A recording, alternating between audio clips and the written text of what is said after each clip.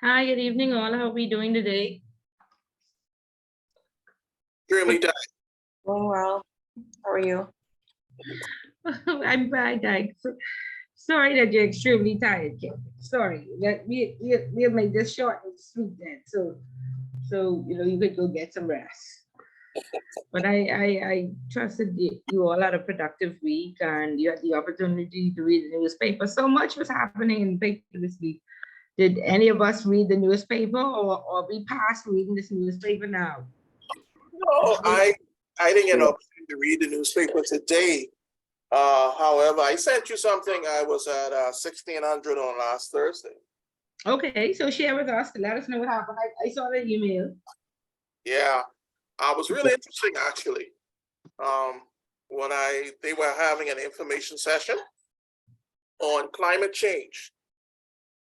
And they had several persons. We lost you, Kendrick. Oh. Yeah, I couldn't hear you for a couple of minutes. I don't know if it was only me. He was saying it's the Prime Minister's birthday this week. Oh, Lord in the morning. Is it? I thought it was in August. Okay, go ahead. Yeah.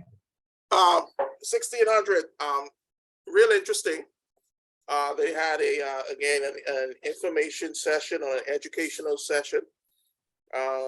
When I arrived, I met the president. Like I said, that I spoke to Mr. Major, and Mr. Major made the arrangements for me to come out. And if anybody else is interested, they meet at the Red Cross on JFK on Thursdays at 8. The 1600 is an all-male group, Kendrick. Yeah, but they still open. They say they still open to visitors. Yeah, okay. Okay. I know they're all male. Female visitors? To say anything to Julian and Gerardo and Eddie. Oh, not for us ladies. Ladies, if y'all were interested, for the men. Yeah, because I know y'all got a whole list y'all could just pull up and just go to. But anyway. Sure. I think that's the only all-male group. Yeah. Yeah. It was interesting and eye-opening because of several factors. They had the panel consisted of Dr. Kelly Armstrong, and she's a climate change professional. Dr. William Hamilton, he's a medical professional. Also Toastmaster Kevin Sweeting, he's a managing principal at Civil at Brond. I think he's an engineer by trade. And they were asking questions like, what is climate? Climate is more than just the weather. It is basically the average of particular weather at a particular time over like a 30-year period, and how there is direct and indirect effects of the weather. Dr. Hamilton is his name. I mentioned, I think he was also dealing with persons who were still feeling the effects of Dorian. For example, kids who were in school, the minute they hear rain, they climb up. Teachers can't teach no more. They literally climb up because they've been so traumatized in regards to the effects of Dorian with the rain, and how physically our weather affects us. This is Sahara dust. If you look at certain times through the year, you could literally see the dust in the air and how that has affected us. The engineer, Toastmaster Kevin Sweeting, was saying that he had some very pertinent points relative to rezoning. Say we like to build by the beach, but do we realize that maybe we need to look at rezoning some of our places where we allow people to live? Because if you look, he spoke to our golfing situation in our roads. You know, you can play golf on the road now, all kind of holes. He said that's because the government doesn't have an effective plan for maintenance. And where we dealing with limestone, it eventually just lowers and lowers, and then you would find you would have holes, and then you would have divots that would appear on an uneven surface. But because government doesn't have a proper maintenance program, that's why it keeps happening over and over again. Subsequently, he mentioned that we need to have that in place, because if we do, we just rinse, recycle, repeat. We're going over the same thing. And he spoke to what he called the water basin, like when they did the roadwork project between Wolf Road and Robertson Road and Market Street.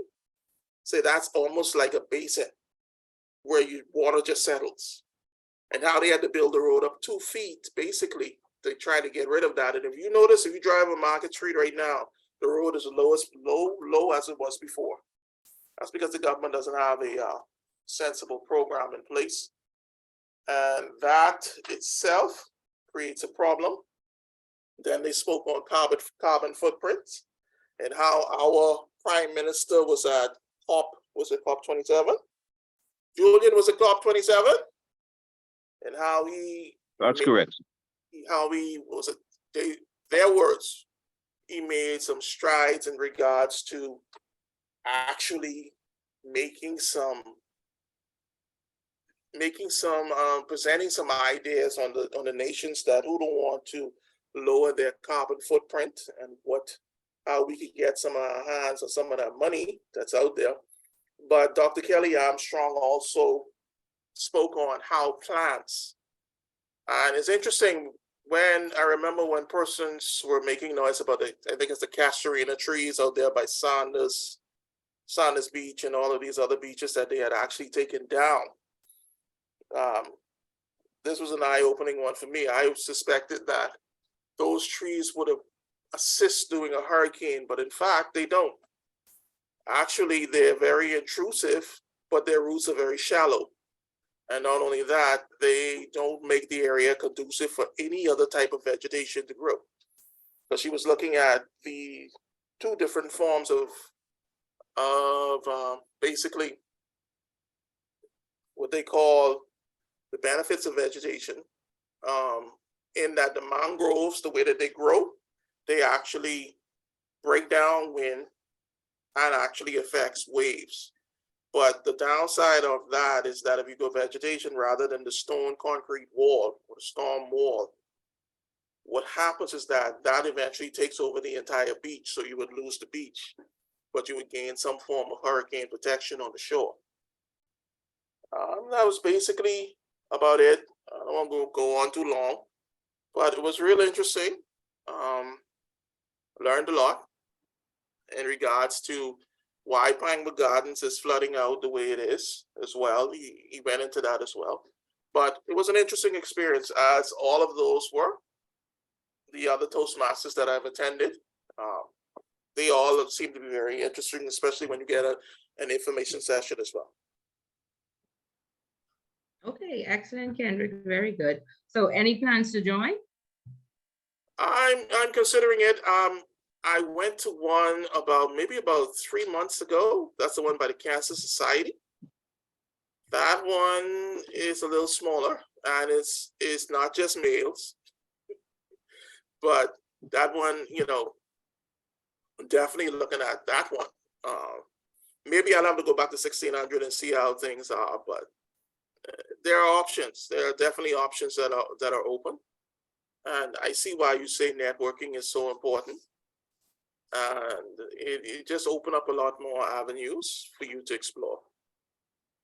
Yes, yes, it is. Like I say, we look if you need any better example than Ben Laden living for 10 years, needing insulin right outside. I don't want to say Julian, the Defense Force base, and when it was in Iraq. Pakistan. Pakistan. I keep saying Iraq, yeah, Pakistan. And so Pakistan, Coral Harbor. yeah, so he survived. Yeah, he survived a comfortable life. So yeah, it's sometimes it's just about who and so we're looking at Julian. I don't know if you saw this week, but what's the guy's name who's now the advisor to the Independence Committee? One individual that is still under indictment from the United States really wanted, and I mean, if I ever have the privilege of extraditing him, then fine, I'll take that flight with him. Make sure we hand him over. But Okay. he is a Bahamian, nevertheless, and he is a PLP, so it is what it is. Okay. And he is about 80 years old. You can extradite a senior citizen, Julian.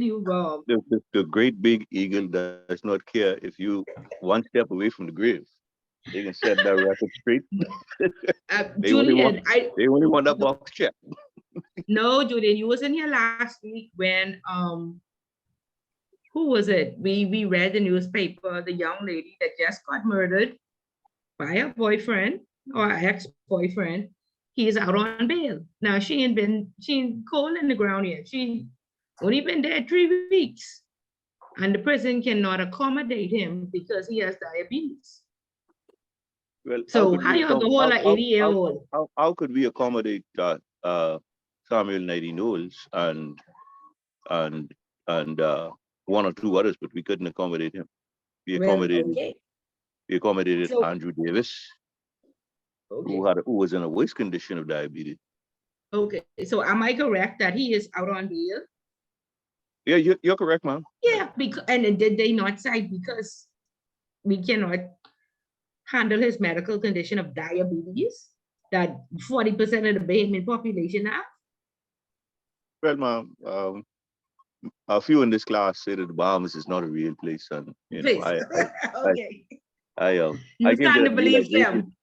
I came to that realization when I was a kid, so Okay. Okay, good. Okay. I'm just in a position to repeat it in certain places.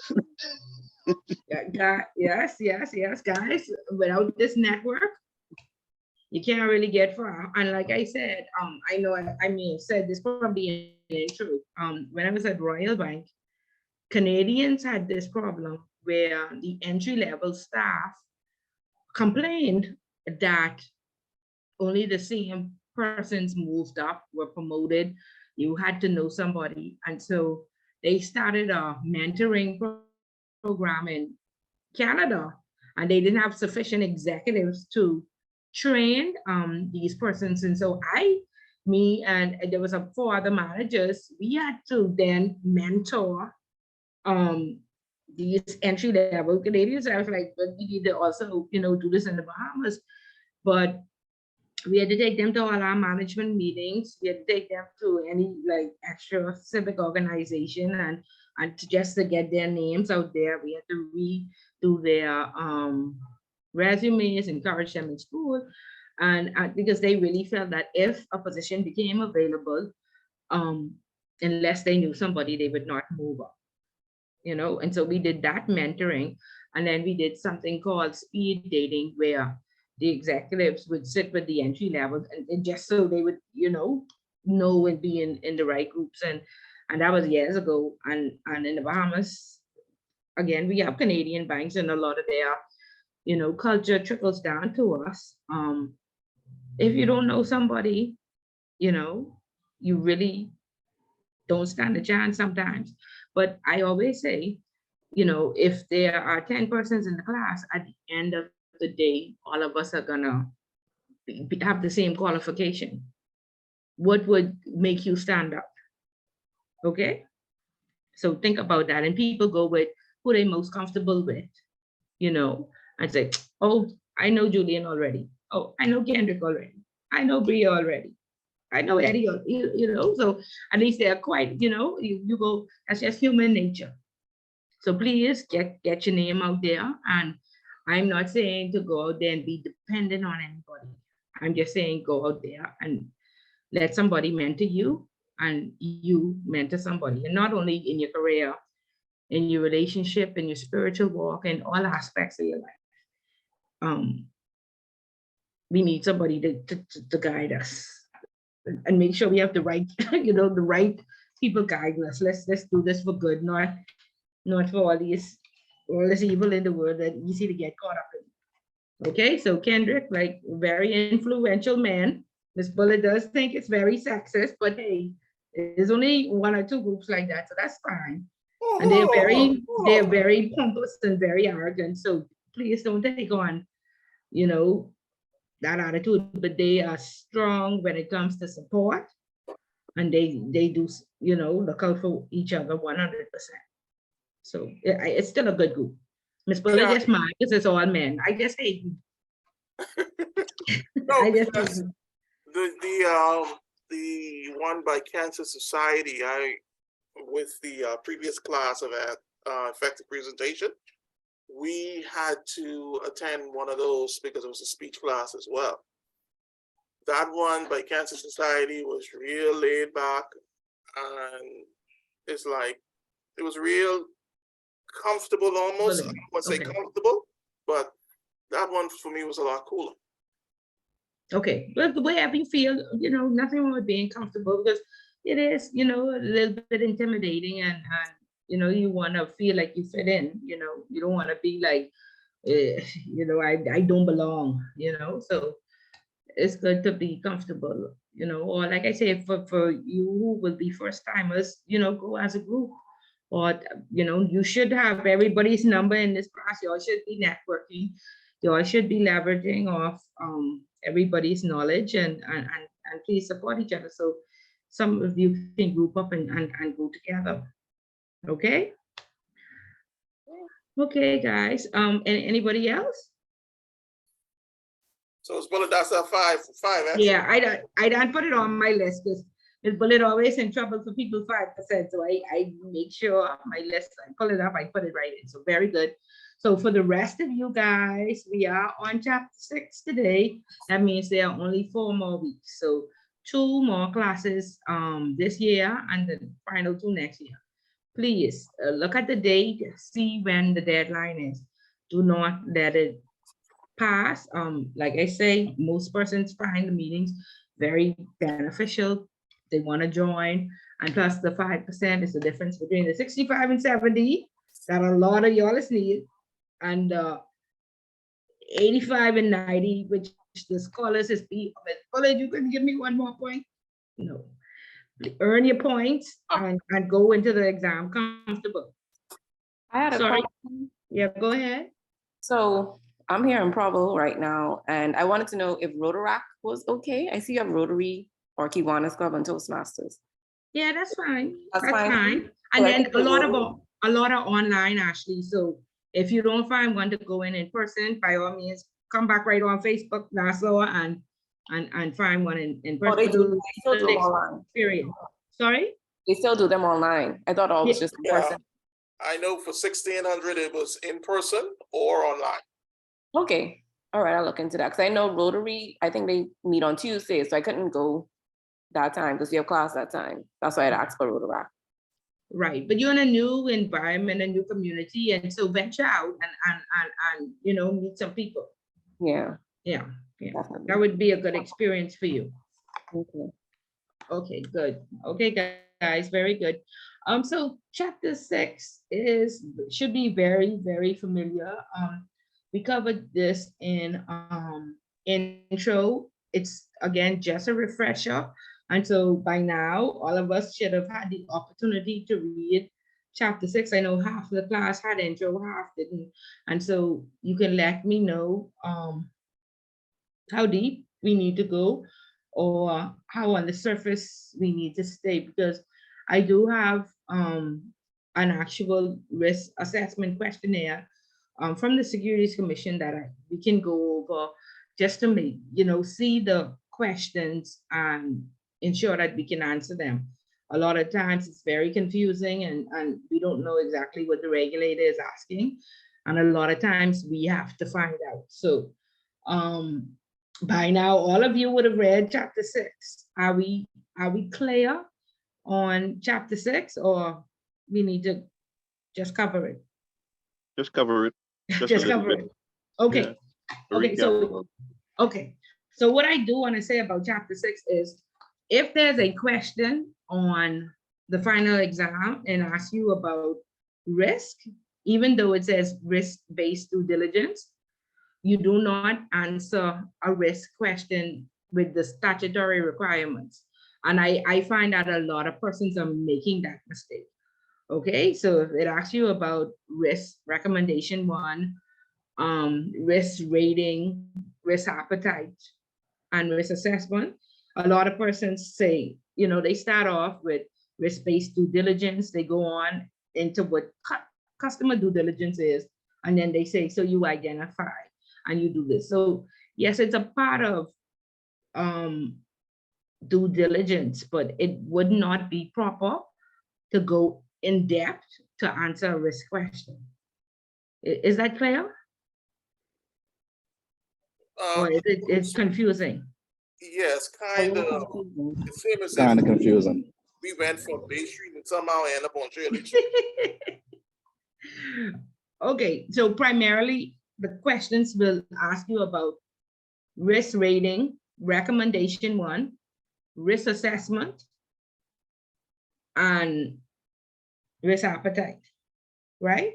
And like I say, when persons answer this question, they don't explain risk appetite, they don't explain recommendation 1, they don't explain risk assessment, but they go in depth on risk-based customer due diligence. And so they miss 4 parts of the questions and they talk about identification and the various statutory requirements. And I'm just saying that you may only get 2 or 3 points. You see, but if you talk about risk-based customer due diligence and you explain risk appetite and you explain risk recommendation 1, then that's how you get full points. But when persons start with customer due diligence, they run on and on and on about it and they don't get full points. Okay, so I just recommend persons, when they ask you about risk, you can mention the due diligence, but don't get carried away with it because you will not get full points. Noted. Is that better? Yes, ma'am, that is. Yeah, okay, all right. So again, very popular question.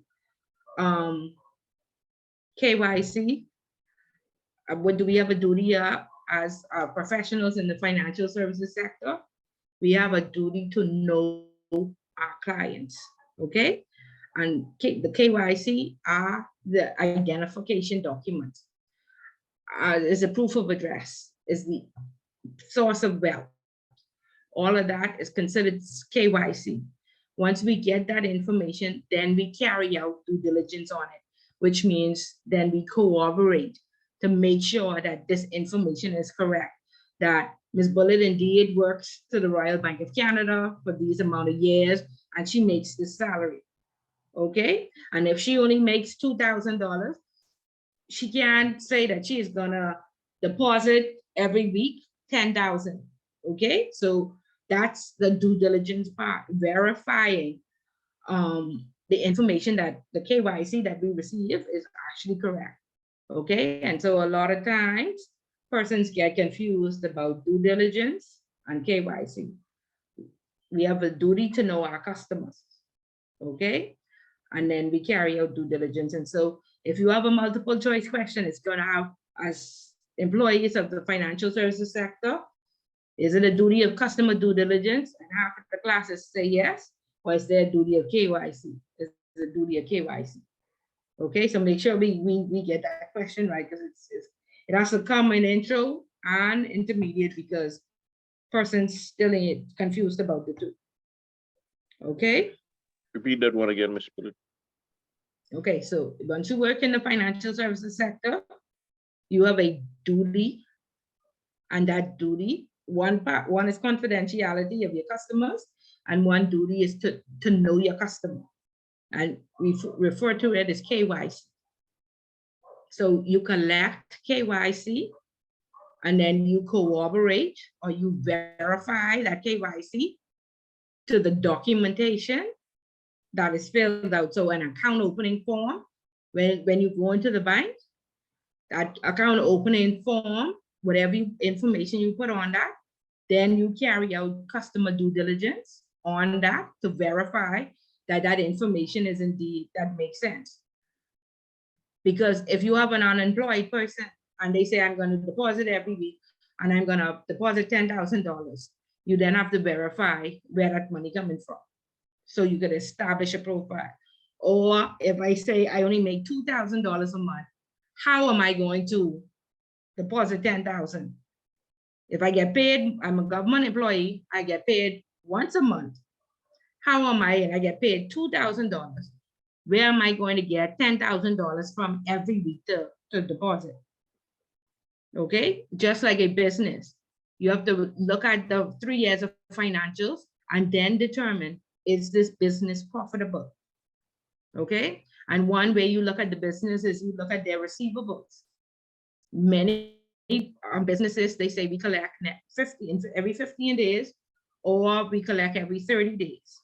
So if they have a high amount of receivables and it passed 30 days, that means somebody ain't collecting the money, right? So once these persons bring in this information, you are to corroborate it and make sure it makes sense.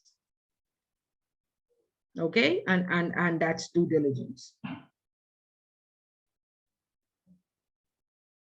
Okay, is that clear? Yes, ma'am, for me. Okay. Okay. And so the book says customer due diligence is carried out by a company for many reasons. The customer is representing others, which means you are a power of attorney, or you are signing on behalf of that company. So I was the manager of business support and operations. And so I signed on behalf of the Royal Bank of Canada. So we went into Scotiabank to open an account. And so I signed on behalf, I was representing the Royal Bank, not myself, not Ms. Bullitt, okay? Or a lot of companies have a lawyer or an accountant as a power of attorney, okay? And so again, a big subject now is beneficial owner, and you should be hearing about the beneficial owners registry a lot in the news, right? And so that means that these funds don't belong to Ms. Bullitt. These funds belong to the Royal Bank of Canada, or to Morgan Stanley, or to Sunshine Insurance, or to whomever, okay? And you want to comply with legislation and regulation. Of course, we know that's the FTRA and the FTRR, where you must find out exactly who the person is, where the money is coming from, and you must make sure that it's a legitimate business. Okay. There are 5 statutory requirements in the regulations. Identification, you must identify the client. Record keeping, you must keep records for 5 years if you're the central bank and 7 years if you're under the Securities Commission. Monitoring, you must do a client review, because you would have risk rated the client high, medium, or low. And so if you risk rated them medium, you do a client review every 2 years. If it was low, every 3 years. And if it's high, every year. So you must monitor that account. You must also have a system or a manual way of ensuring that that client does not go outside of their profile. So at account opening, you would have identified the customer. You would have corroborated the information to say that this is true and correct. No fake passport, no fake address, no fake residency to evade taxes. And then you monitor that. I want to make sure Ms. Bullitt stays within a $2,000 a month. And so we have a system that every time Ms. Bullitt goes over 2,000, it gives us a hit. Okay. If Ms. Bullitt is arrested for money laundering, fraud, the system every night scans all the customers' names. We get another hit. Okay. If she is placed on a sanction list, we get a hit. Okay. All of that falls under monitoring. Okay. So the first statutory requirement is identification. The second one is record keeping. The third is monitoring. The fourth is training. All staff members must be trained annually. Okay, if you work in the wiring department with the SWIFT system, you must be trained every 2 years. Twice per year. All of this is complying with the legislation and the regulations. And then, of course, you must have an MLRO on staff, a money laundering reporting officer. And we are all here, so we should know what the money laundering and reporting officer job is. We know that it's a regulated function, which means your regulator has to approve you. Okay, to be reasonably certain that the customer is who he or she says they are, to guide against fraud, and to enable the company to assess the extent to which a customer exposes the company to a range of interrelated risks. That is the purpose of this due diligence. This is why we do it. Okay, and then it goes on to talk about identification. The central bank, the compliance commission, the gaming board, all the regulators requires to identify our customers. That means if you want to open up an account with a institution, you must have your full and correct name or names used. So any aliases. And this is very important. And of course, Ms. Bullitt worked in offshore. I told you all about the Russian names. Sometimes they don't come up in WorldCheck, which is the system that checks to make sure that these persons have not been charged with money laundering before, but you need to use the Russian alphabet or the Spanish alphabet. Okay, spelling is very important. There are a lot of different names like Bertone, and if you miss that R or that T, then if you spell it incorrectly, then when the system checks that name every night, it will not pick up that Bertone has been charged. Okay, so you have to ensure that it's spelled correctly. And I can tell you, I went to many seminars where across the board, the account opening package is the most deficient, okay, with name spellings, with aliases, where we saying Rob instead of Robert, Bill instead of William. And then our account opening package was 45 pages. So could you imagine the number of errors on each page? Okay, so that full and correct name, don't take it lightly. Okay, date and place of birth. Okay, and I always say there's a debate there over citizenship and nationality. They say nationality is where you born, right? And you have to apply for citizenship. Okay, and so I guess in the Bahamas, if your parents wasn't born here, even though you born in Nassau, you have to apply, or in the Bahamas, you have to apply for citizenship. Okay, and the biggest case that I had was I had an American person that was born to parents out of Afghanistan. Okay, Afghanistan was not in our risk appetite. It's on most block lists around the world. Okay, so you can't open accounts for persons from Afghanistan. And the sales, remember I say I worked in the offshore world, very competitive. Each person walking or coming to open an account have more than $5 million. So we offer this white glove service. And this person was born in America.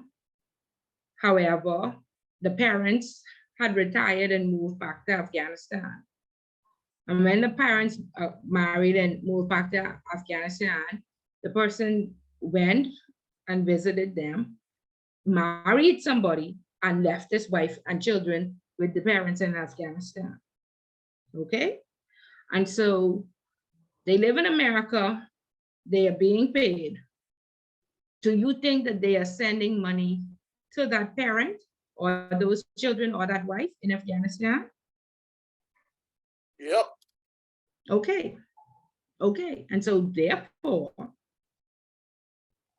we did not accept that risk, right? And because he had like $8 million, the salesperson was all over us. This is an American citizen. This is blah, blah, blah, and whatever. And so this is the importance of knowing your customer.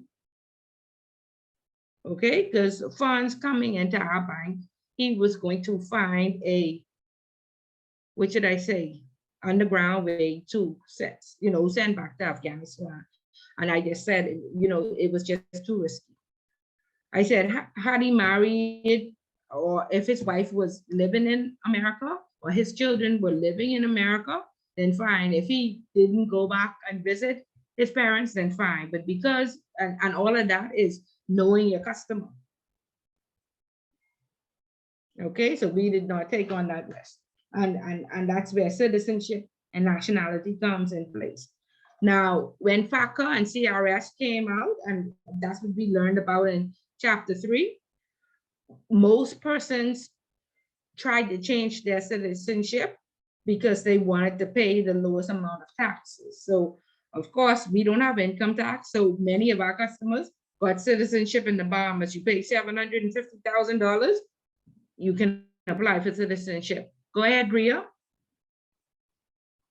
Yeah, I just wanted to ask, at what point during the onboarding process do questions become too invasive?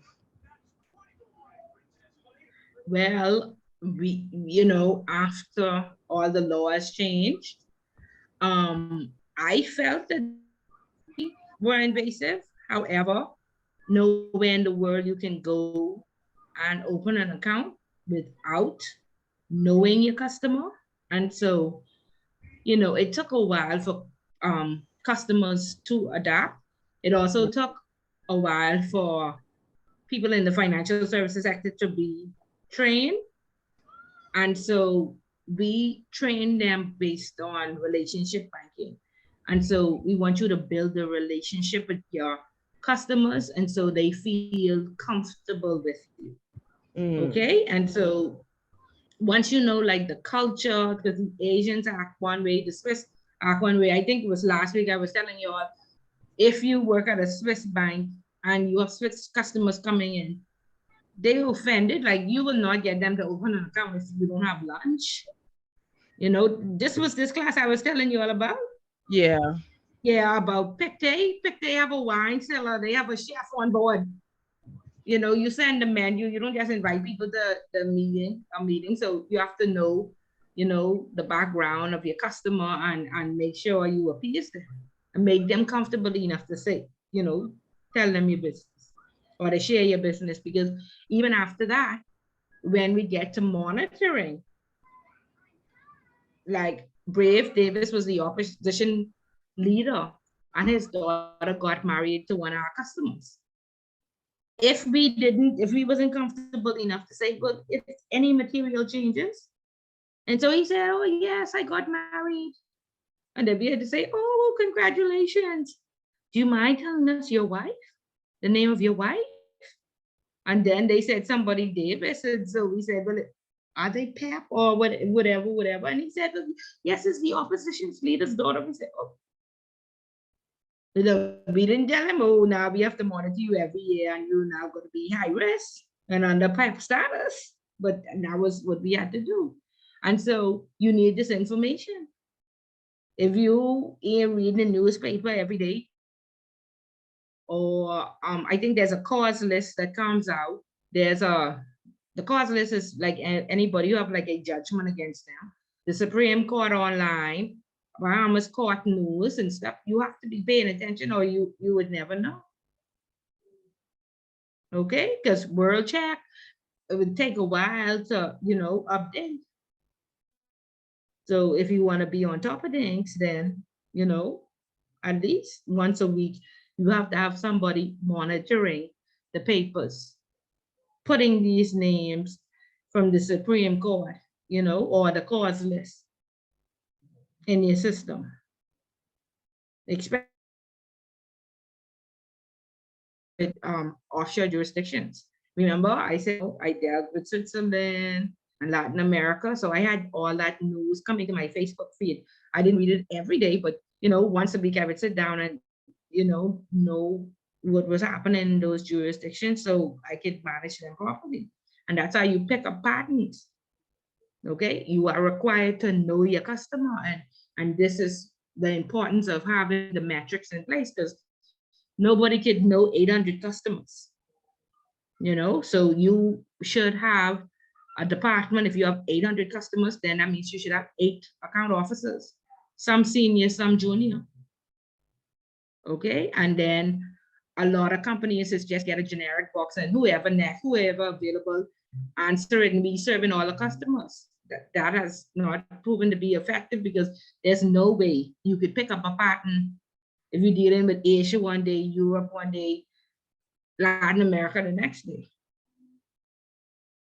Okay, so you have to organize it in, European desk, Asian desk, Latin American desk, so you can pick up patterns, and then you can't be listening to the world news, so you got to listen to the news in Switzerland or in Europe or in Japan, not both, and because you have to do the Bahamas. Okay, so yeah, relationship banking is what we deal with, and that's why the importance of train our staff to always bear their name tag and try to respond to the customer by name to develop that relationship. That's the only way. Okay. So outside of that, then of course, the occupation, the name of the employer, and most companies ask for a CV, resume, to see exactly where you worked, and then they ask for a job letter for source of funds. Okay, and all of that helps you to know your customer. Then there are estimated levels of account activity. Again, this is where you corroborate the information. Whatever is on your job letter, you have to create a profile from that, because you can't say you're depositing more money than you make. And if you are, then you must have like rental income or some other investments, and you need to bring all of that in as well to indicate the expected transaction volume, the frequency. And all of this now is how you create a customer's profile. And so when we get to SDRs, you will see that a question that is very popular is, how are suspicious transactions established? Is established at account opening when we identify we would have carried out due diligence on the information you provided, corroborated, made sure it made sense, and created a profile for you. Once you go outside that profile, we deem it suspicious or unusual, then we investigate. Okay, so anything outside the profile, suspicious. Okay, and so we move on to companies. Of course, there is a certificate of incorporation, a board resolution authorizing the account opening and who are the signatories, satisfactory evidence that the identity of all the signatories, details of their relationship, Ms. Bullitt, the manager of this or that, and an explanation, I guess just the employees or whatever their title is, or that this is the accountant or this is the lawyer and that lawyer has power of attorney. All at the end of the day, everybody must be identified. So back in the day, we had a very big problem where when we got the shareholders registry, it would say Bullitt and Co. And we don't know if Bullitt and Co. is Bullitt and Ben Laden, right?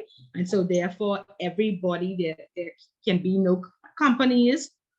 There can be companies as signatories and there can be company on the shareholders agreement or registry. However, you must then have another document, which is a nominee agreement or some type of information separately that says the signatories for this company is Ms. Bullitt, Mrs. Smith, Ms. Dean, and this is their ideas and this is their positions. Okay, so even though it may not be on the registry, there has to be a natural person at the end of the day. Everybody has to be identified. No Bullitt and Go signing on behalf of the Royal Bank of Canada. Or when I was at Royal Bank, Matarella and Cassava used to sign. Who really is Matarella and who is Cassava? These 10 employees. Okay, so all of that has to be identified. The board resolution authorizing the opening of an account is important, and also the company seal, because at one point, one organization, the messenger had stolen all the letterheads, and they were writing job letters and approving accounts to be open, and it was not authorized. Another time, a messenger delivered the incorporation to another company and he copied everything. He went into a bank, opened an account, and he signed as the signatory. And so they didn't find out till, again, receivables started to back up. And what he was doing is as he picked up checks, he just deposited them to this account. When they cleared, he took the money because he was the signatory. Okay, so obviously that person who opened that account, but this was before 2018, before the laws changed, that person didn't say, you signed it on the Royal Bank of Canada account by yourself. That's funny. They normally have 2 signatories. Okay, so you want that resolution and then you want to make sure that whomever is supposed to sign is authorized to sign on behalf of that company. And another control is to put the seal. A lot of people think, oh, putting the seal is too much. No, putting the seal protects, because normally you make it still a letterhead. And if you use the messenger, yeah, you deliver the incorporation somewhere, so you could copy that. But if you could steal all the incorporation documents, a letterhead, and the seal, that's just an extra control. Okay? So the book goes on to talk about holding interest. And holding interest this means who are the owners of this company. Now, before 2018, it used to say 25%. So everybody said they own 24%. And now it dropped all the way down to 10%. So we have people saying they own 8%. Red flag, okay? You can't demand that they bring in their passport and their proof of address, but you can world check them. and you can get as much information on them as properly as possible, because of course they're trying to stay below the radar for some reason, right? And so you should see that as a red flag. Okay, so anybody owning more than 10%. And again, always has to be a natural person. Now, if you establish a company today, you won't get a good standing. However, in 1 year, you need to make sure that you put a note on the file to get a good standing. And a lot of people don't do that. They just forget to get it. And a lot of companies are struck off because they don't pay fees, or perhaps they would, like FTX, who've been open for 1 year, right? 1 year and 4 months. So they just got incorporated in July. They wouldn't have gotten a good standing. Scotiabank would have opened an account for them, CIBC, whoever they bank, to pay their staff, or to pay, they have to have a local account somewhere, right? And so that account officer should have a note in the system to say, on July 2023, we need to get a good standing on FTX, or we need to place this account on hold. Would we think that happened by July 2023 with FTX? Will they be able to get a good standing from the Registrar General?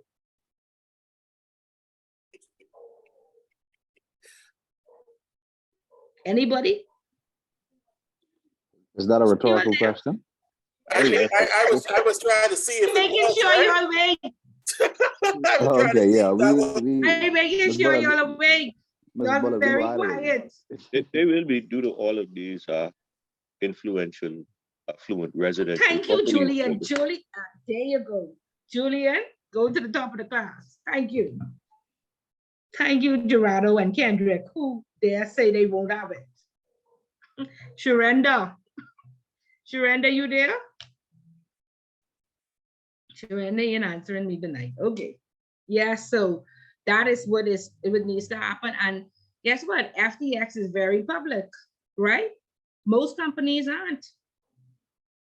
If they allow that account to carry on, they could be very liable. So if they already haven't decided to de-risk FTX, next year when they cannot produce a good standing, the accountants shouldn't do business with them, and any bank that has an account for them should not do business with them. Go ahead, Eddie. Yeah, in reference to FTX, it's like, as these stories come out, it's like I try to understand the whole, like, what is going on in terms of FTX. I see one headline, I think that was in the Tribune, where they're saying that the founder, SBF, is saying that he still is learning, or it's basically he's still in the process of learning how his company collapsed. Like he making it so as though like he didn't know what led to the collapse. So each day he's still trying to figure out how it unraveled, right? Yeah, And then when you see him on TV and I think I don't know who attorneys advising him, but normally your attorney would always tell you, whenever you are accused of something, never plead your case in the public domain or in the court of public opinion. You're supposed to always let your attorney do a job. So him going up there and letting himself be questioned, by a journalist, and you see how he was like fumbling. This is like, it makes me seem like between him and the next girl is like they didn't even know what they was doing. Right. And the thing about it is is it by his design? attorney did advise him not to take that interview, and he did it anyway. Yeah, but he looked so like, okay, he didn't know. They asked him, I don't like. It's like you don't know. Yeah. So I don't know, but it does go show that there's supposed to be a person running a $32 billion company, and he don't know basically nothing. He didn't know, I was supposed to have a CFO, making sure the financials and all of that, and making sure the company is in good financial position. And I didn't know I needed a board of directors. And I'm like, who would like this is the best we can do. And You how know? we get a license to operate in the Commonwealth of the Bahamas with these things not being. Yeah. And it's the same Okay, reason why they left Hong and Kong to come that's here. the question. That's the question. Mhm. Did we look at his CVs? Because again, this know your customer is not only for the people that open the accounts for him, it's for the Securities Commission. And I think Did we the look right at was, his resume and saw that he only worked for 1 year as a trader? yeah, and the writing was on the wall when he went to the ground opening, and everyone is dressed in proper attire. He come out there with short pants and tennis. Short pants, t-shirt, and tennis. Bro, those like, I was like, wow, that Yeah. that right there. I don't care how liberal. I know Mark Zuckerberg, they like to wear their little flip flops, t-shirt and cut up jeans and go to work. But when you appearing in public, especially in that particular forum, you're supposed to dress accordingly. So that But guess there what? should If you be look enough to at tell you all. when he went to the U.S. Congress, he had on a suit. Though. Yeah, of When he course. went to the U.S. Congress, he had on a suit. There was only our functions that he attended, Yeah, looking like he got beach. Banana Okay, Republic. Gerardo. Yeah, Gerardo. Banana Republic. Hey, good afternoon, everybody. Eddie, I just want to, piggyback off of that. I share the sentiments. Just looking at this whole FTX debacle. Even from its just inception, fundamental, basic, with corporate governance, man. I mean, we posed the question, about having the mechanisms in place, safeguarding board of directors, Elmero, all these intricacies of running an efficient business. And once again, it just goes back to like, were we really looking for what we were supposed to look for? I believe like everything else in this country, once again, we turn a blind eye for that lucrative dollar.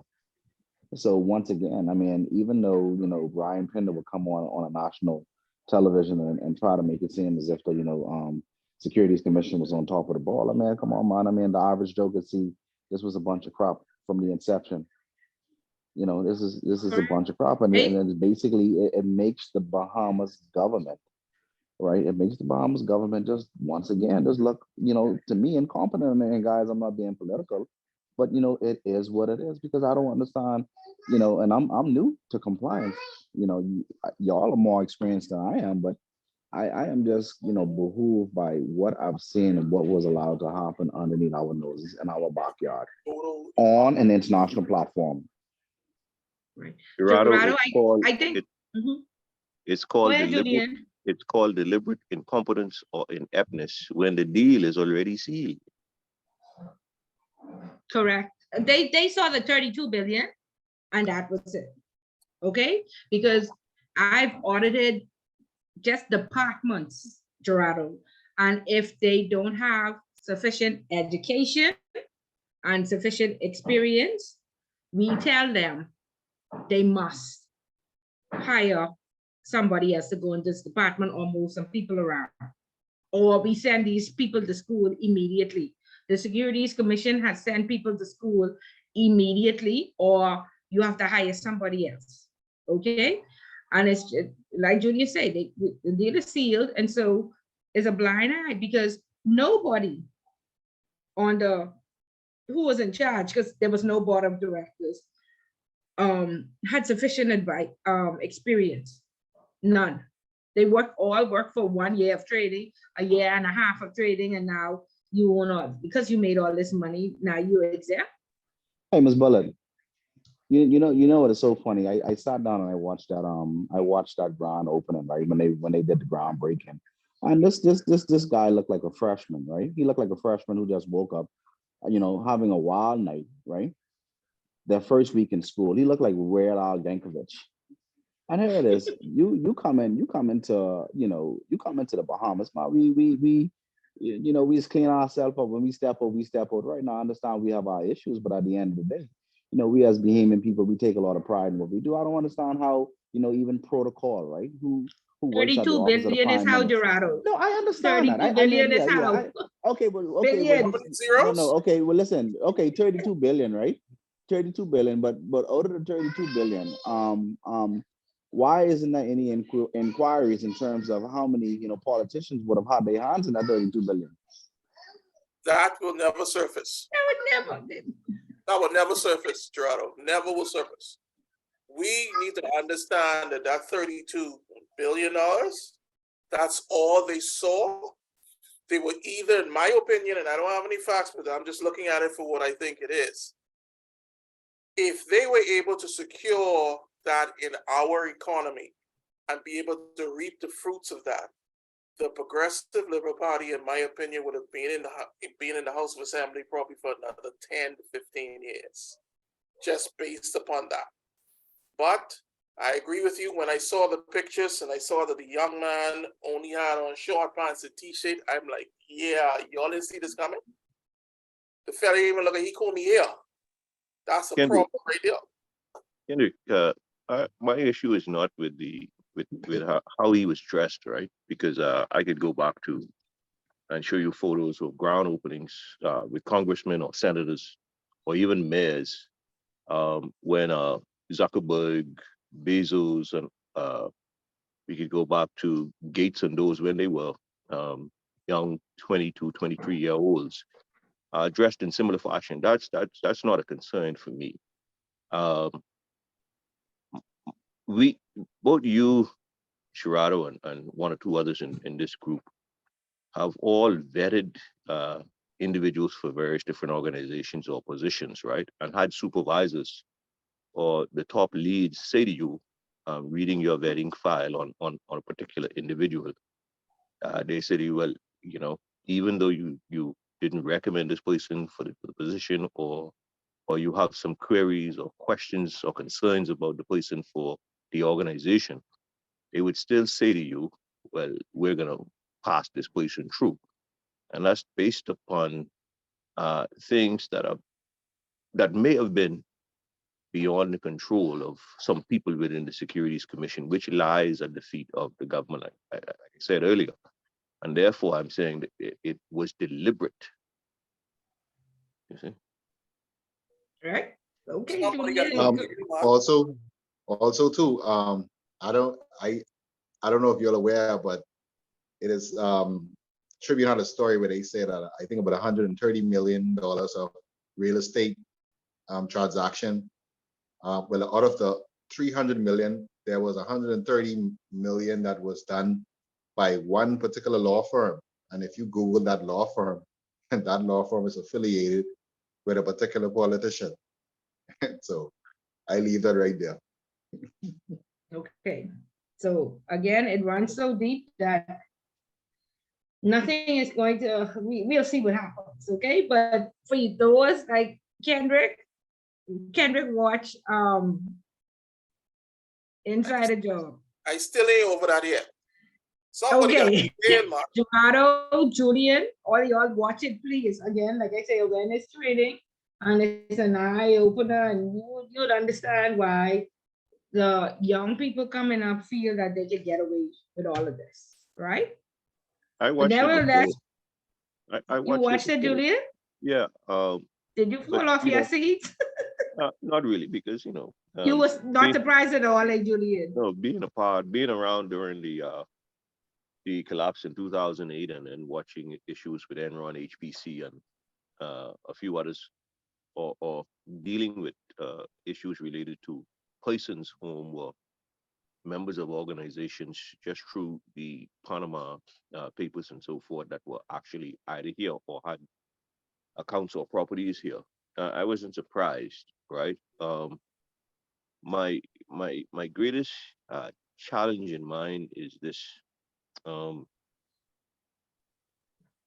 with respect to what if the OECD and others come February, March of next year, uh, what is the country going to face because of this individual? You see? and Right. the way that we accepted him, accepted the accounts and the finance. Most people were just looking at the immediate issue, but they don't think of the big picture down the road. Well, we'll have to see how strong our ties are, Julian, and we'll have to see how, we are not Cayman. So of course we know perhaps Turks and Caicos, British colony, and of course Cayman can get a slap on the wrist. Well, we have the Rothschild, We may not be as lucky.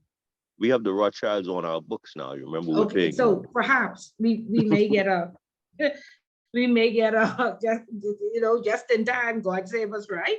We'll have to see really how it unfolds. We really have to see, but I don't know if because it's not America that somebody has to take the blame, and let's just see.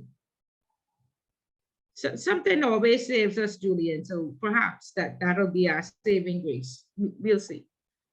Ms. Bullitt, I'm looking at some of the news that's coming across the screen. Apparently, I think Congress wants to go ahead and testify. Mr. Freed. Yeah. Maxine Walters has called for him to testify, but she put it on Twitter, so I don't know if that's legit. I don't know if Twitter is legit. I don't know, but hey, yeah, she said that. Yeah, that's legit because she has the oversight for the Caribbean jurisdiction as to how all of the U.S. agencies, departments, the military, police force, investigative agencies out of the U.S. fund either training, support, or initiatives within the Caribbean and especially the Bahamas. The Bahamas is seriously dear to her. Remember, this year she visited us twice.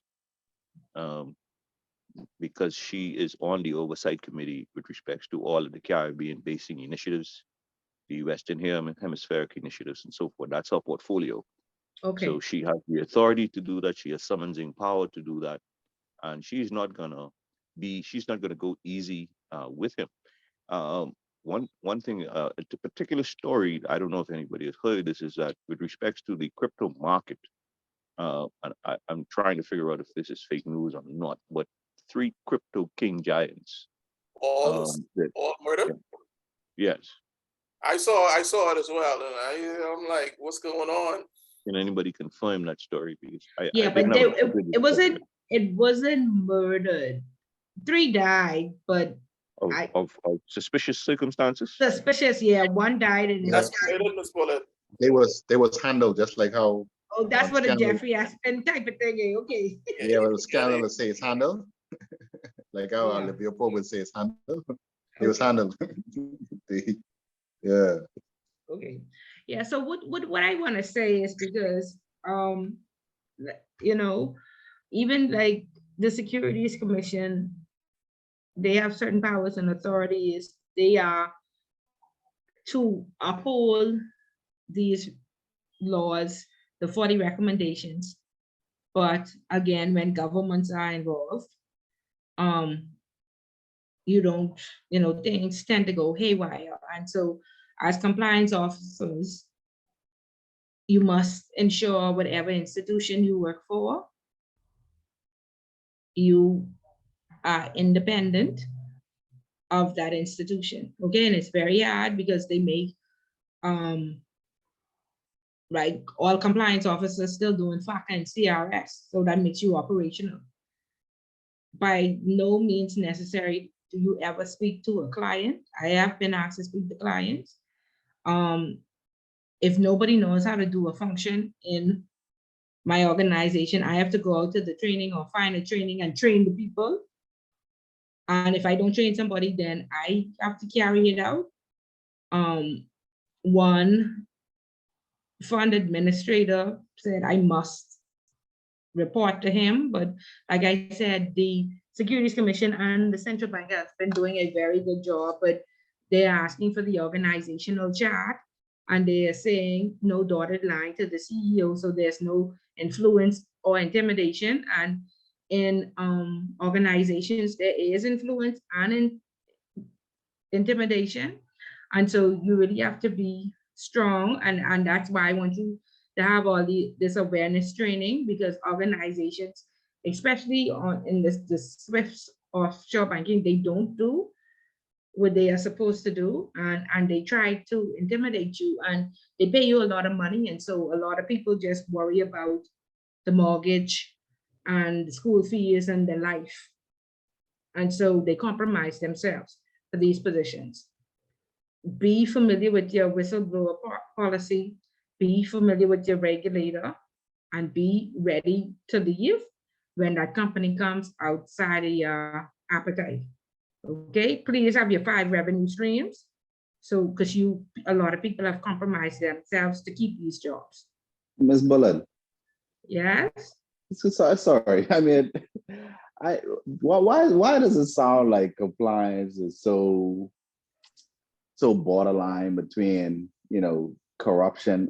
If I should use that word loosely, I mean, because it sounds like, when they advertise these positions, they want you to be, they want the references, character references, they want the accreditations, and then on one hand, then you're saying, right, then you're telling us, we may be faced with a situation, but I mean, most companies they don't taking want, these. Gerardo, they want to make money. Well, I know That's that. the bottom line. They are required.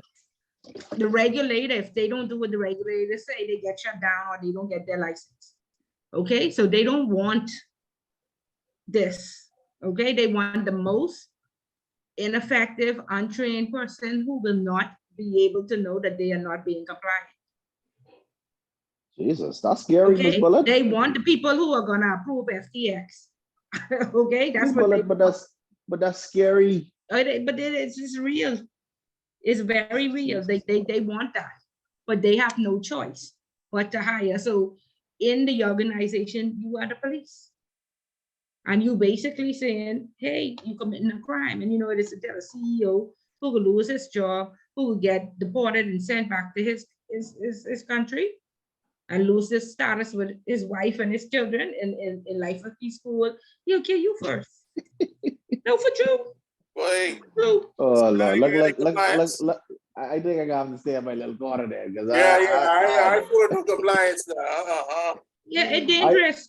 I doing this, If you stay on the retail side, you fine. But in the offshore Swiss bank, Miss it's borderline dangerous. Miss Bullet. I'm engaging in this course because when I first introduced myself to you and my fellow cohorts at the introduction phase, I said I really want to get out of the shift work. I've been doing this for 15 years, and being that I work for the central bank, it's a marriage. I can easily go into a bank supervision department, but when I think about stepping outside a central bank and possibly in a compliance role or that money laundering reporting officer role like the private bank, then for me that becomes very unsettling, because what you're telling me is that it's more than likely I'll be, or my fellow cohorts will be faced with this type of scenarios, and I know I could have been rich in immigration, but Jesus Christ, this a whole different kettle of fish, man. Yeah, but when you deal in, like I say, they're the credit unions, the money services businesses, the commercial banks. You don't have to go offshore. People just go offshore because that's where you get paid more money. Okay, but nothing in life is easy, Gerardo. Life is very tough, and anything worth having, you have to work for. So, you have to get to the I point agree. I where I understand. say, I will fear no evil. That's because God is with me. That's so don't worry about it. Well, I live by that principle. You Yeah. talking to a faith-based man. Don't get me started preaching. Right. Yeah. So don't let these people, they are there, and this is why you are trained, and this is why you know right from wrong. And like I said, this is why you have this awareness training, so you don't get people have gotten heart attacks over, this corruption and why are you not doing things and how do you get away with it? It's a system. So once you know how the system works, you do what you were supposed to do, and you do it properly, and you remain ethical, and you'll be fine. But to worry about it, nothing you could do. And again, these rules and laws and recommendations, they are for the masses. They are for the majority. They are a minority amount of people that get away with not implementing them. Like I said, Cayman, could say that they are non-reciprocal. Turks and Caicos, they are a British colony. So, you know, the British to me use them to do whatever they want to do because they in the limelight, they have to appear to be, you know, compliant because they push in all these regulations. So it's for the masses. We too small not to do it. We have no choice. But a lot of people getting away with stuff that we can't. And that's why I always say animal farm. All of us are equal, but some of us are more equal than others. And that's why I tell you to watch Dirty Money and you watch Insider Job. And so again, you are just aware. You show up to work every day, you do your work and you don't worry about it. If you have to blow the whistle, then you blow the whistle. Okay, Sharenda. Understood. Sharenda, go ahead. If this MPO thing with, okay, I see, but if they don't have the money that was gifted, okay, we have. Now, there's a big talk over this, and I still stand by what I said. Before FTX went bankrupt, they gave all this money away. That has nothing to do with what is happening today. What the Securities Commission is saying that they can claw back is money that was moved after November 10th, that Sunday or whatever they had already shut or given warning that nobody, no transactions must go through their system or they should cease all operations. Miss Buller, Anything moved after that day? feds. Sorry? I think she's talking about the FBI. The No, FBI saying that they was gonna start doing clawbacks from FTX. Well, at least yeah, I read that. clawbacks from what was moved after they went bankrupt, not what they already do. Gave away. Okay. Well, I think that's what she was talking about. I don't know. I guess she'll let us know if that was the right thing. Right. At the time they gave it away, they were legal, they were operating, and at the end of the day, remember now, this guy is still going to be a billionaire. These companies are going to go bankrupt.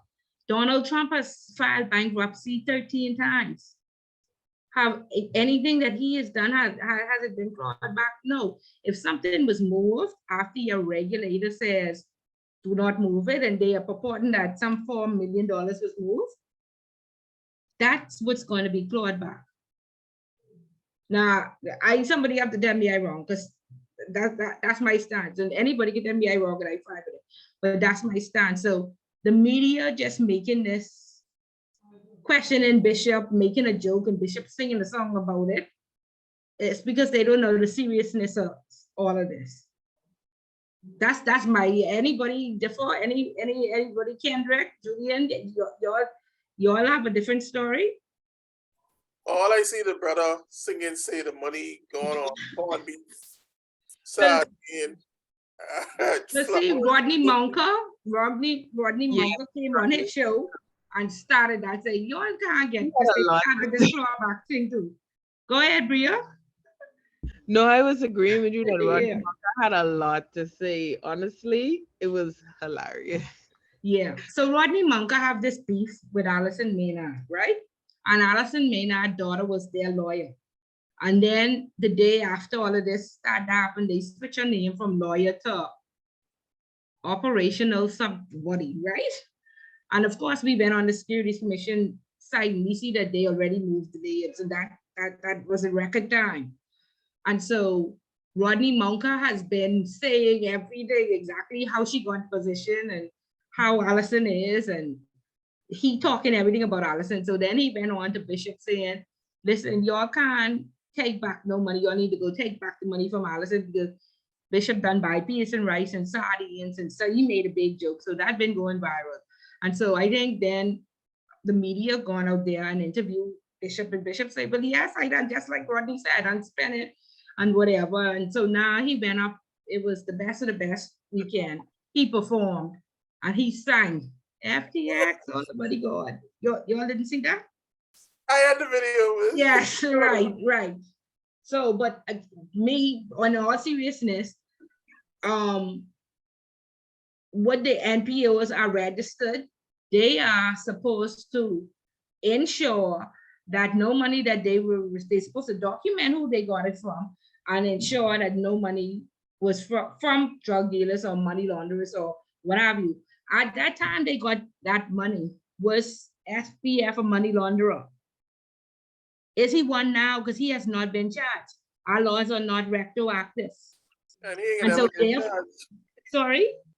Even if he is, he's never going to be charged. Okay, so he is not charged today, and that money was given in July.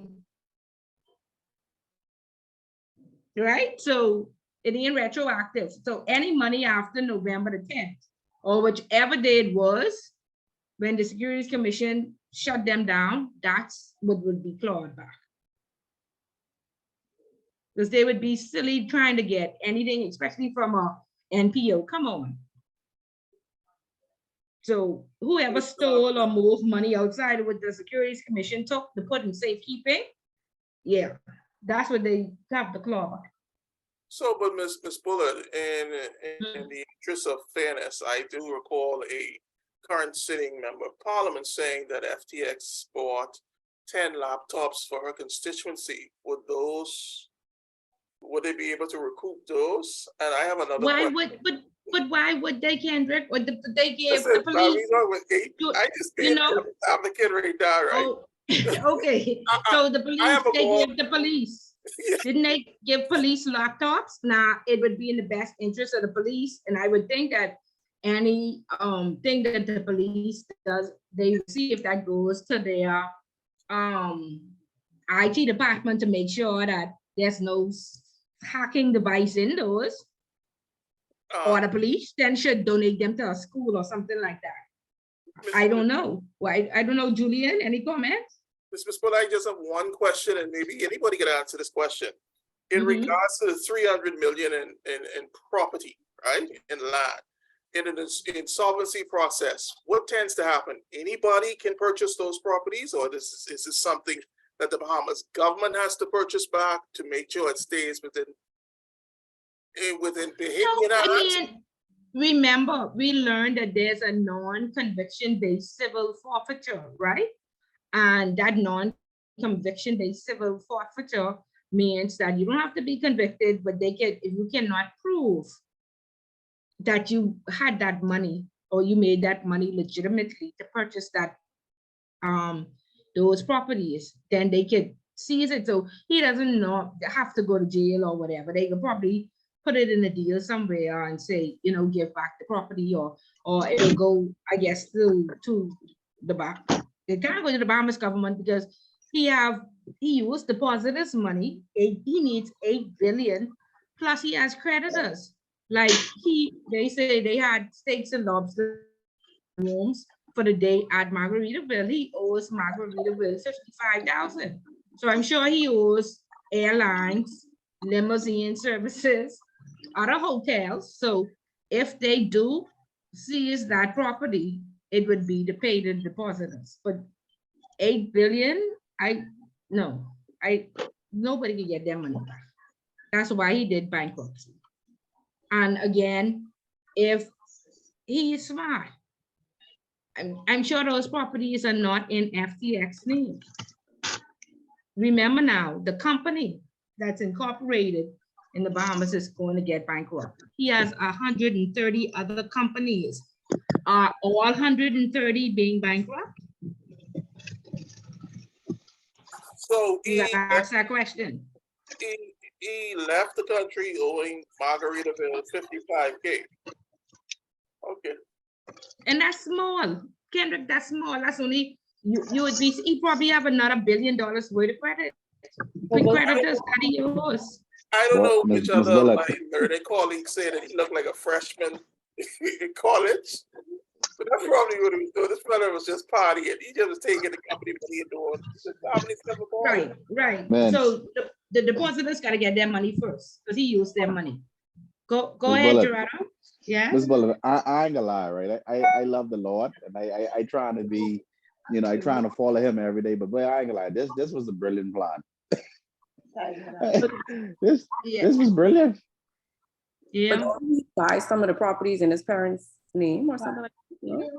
right. And then the parents ain't going bankrupt. So I Right. don't know, Some of Julian. them are lawyers Julian, as well, and tax specialists as well, I believe. So they might have been a part of the plan too, you never know. right. So Julian, this could fall under civil forfeiture, right? If even if he isn't charged, eh? Correct. The arbitrators,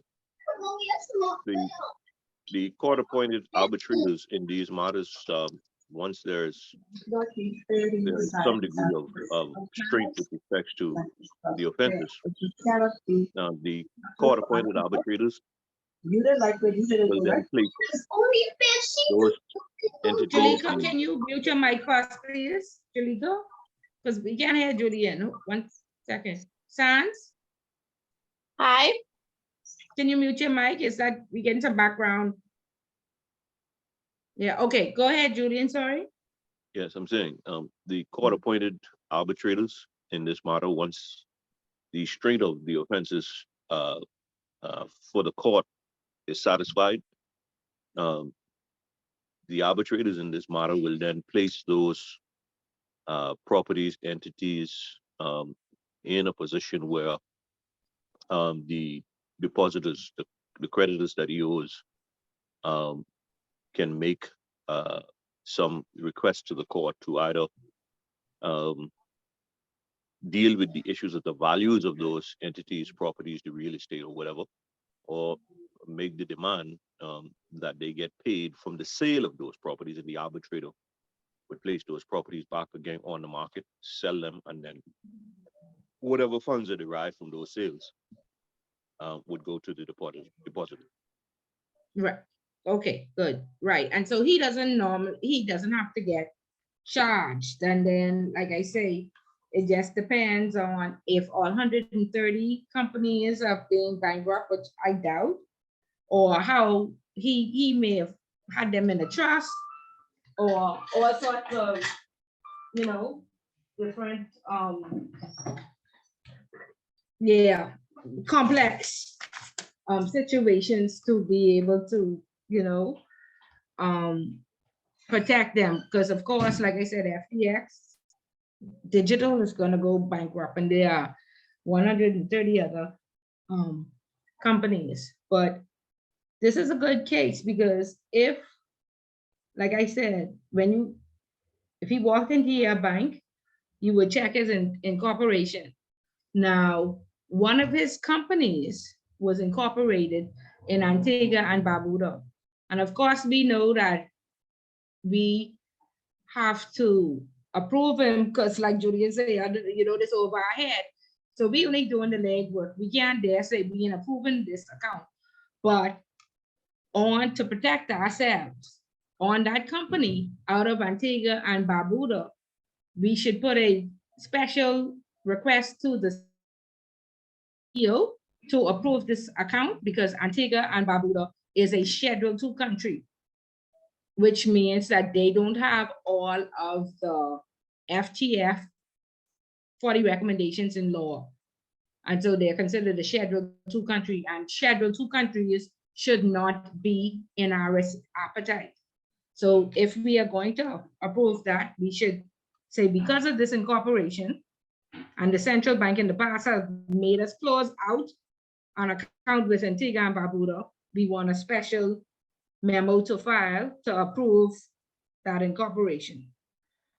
Okay, again, board resolution, but there's no board. Again, we want a special memo to file to say that yes, we did receive a resolution, but it's not from a board because they don't have an established board. And we will then go and look at the DARE Act and find out if a board is required. Now, they have two types of licenses. They have the DARE Act, and they have the Corporate Service Providers Act.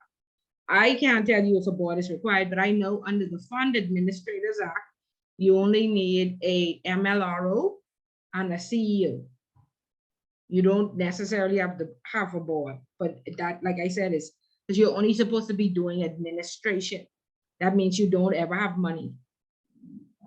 But if you have person's money, if you in charge of the depositors' money, then there are other requirements. So again, you look at the type of license they have, and then what is required, and then you say, you would see what is the requirement from the Securities Commission in terms of the DAC or the Corporate Service Providers Act, and they don't require board resolution. So we will receive a resolution from 2 members authorizing the opening of this account, and with them to sign, and then the seal. Okay, because now remember, the whole purpose of this is to, if you ever have to show up at court or before Congress, you don't want to be implicated as the account manager. And now not only compliance is going to jail, everybody goes to jail, the CEO goes to jail, and what have you. And so therefore, you don't want, you to say that I saw some risk and everybody was just looking at the 32 billion, and so they open this account anyway, but still you are to say, even if the CEO doesn't give it to you, because the CEO will say, yeah, I can give it to you, and they never give it because they know better. Then they don't want their name mixed up if, it goes wrong. So you just put your memo on the file or a copy of the email that you sent requesting these documents. Okay? Ms. Bullock, Okay. Go ahead. we could using this word special. I don't know. Well, like I said, special because one of the companies are incorporated in Antigua and Barbuda. And Antigua and Barbuda, we were told to close this account out because it's a Schedule 2 by one of the regulators, because this is a Schedule 2 country, meaning that there are 40 recommendations. They probably have 10 in place in their laws. Well, So unless Antigua and Barbuda has updated, like most countries have, we shouldn't accept an incorporation from Antigua and Barbuda. So that's why you request a special, you either deny the account or you request special approval to open it. I just wanted to put a plug in there for, I know Eddie's going to go wild on this because I'm giving him a plug with this word special. There's a particular administration that's famous for the term. They came up with the originating one. And I think several persons in the group here could remember or should recall that a particular AG at the time and a particular Minister of Finance under the AG's particular influence and guidance brought to Parliament a particular act which allowed a particular financial, how should I put it, vehicle to be issued at the time that they were passing the Gaming Act, or the Gaming Act for the Bahamian Lotto, or should I say Game Boys. And one of those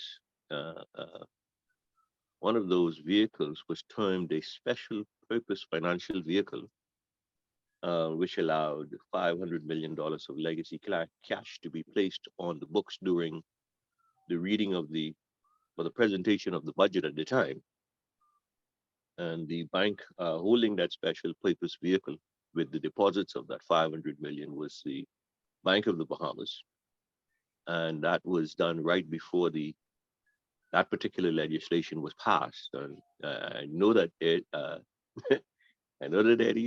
could recall whom the Attorney General was at the time and which administration. But if you keep using this term special, you're gonna wake up some ghosts.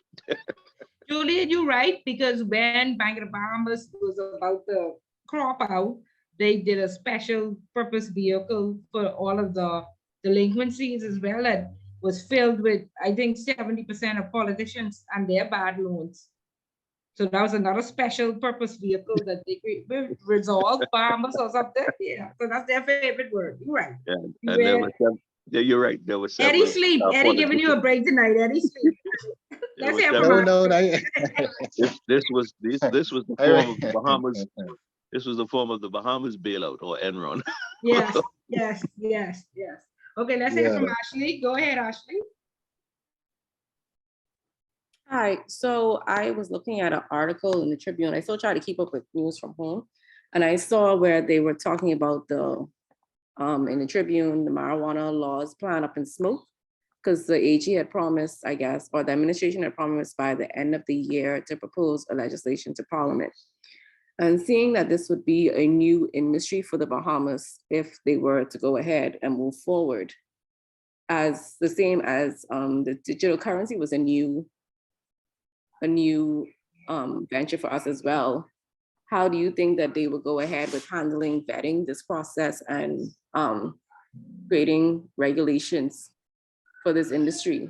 And do you also think that they will probably have to establish a regulatory agency for the industry as well? I'm just curious.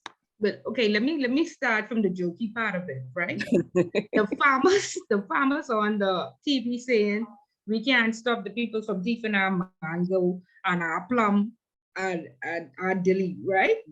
How they gonna stop the people, all these smokers from going into the marijuana field? So you need to establish a 50-foot wall and a lot of security agencies to protect these fields, right?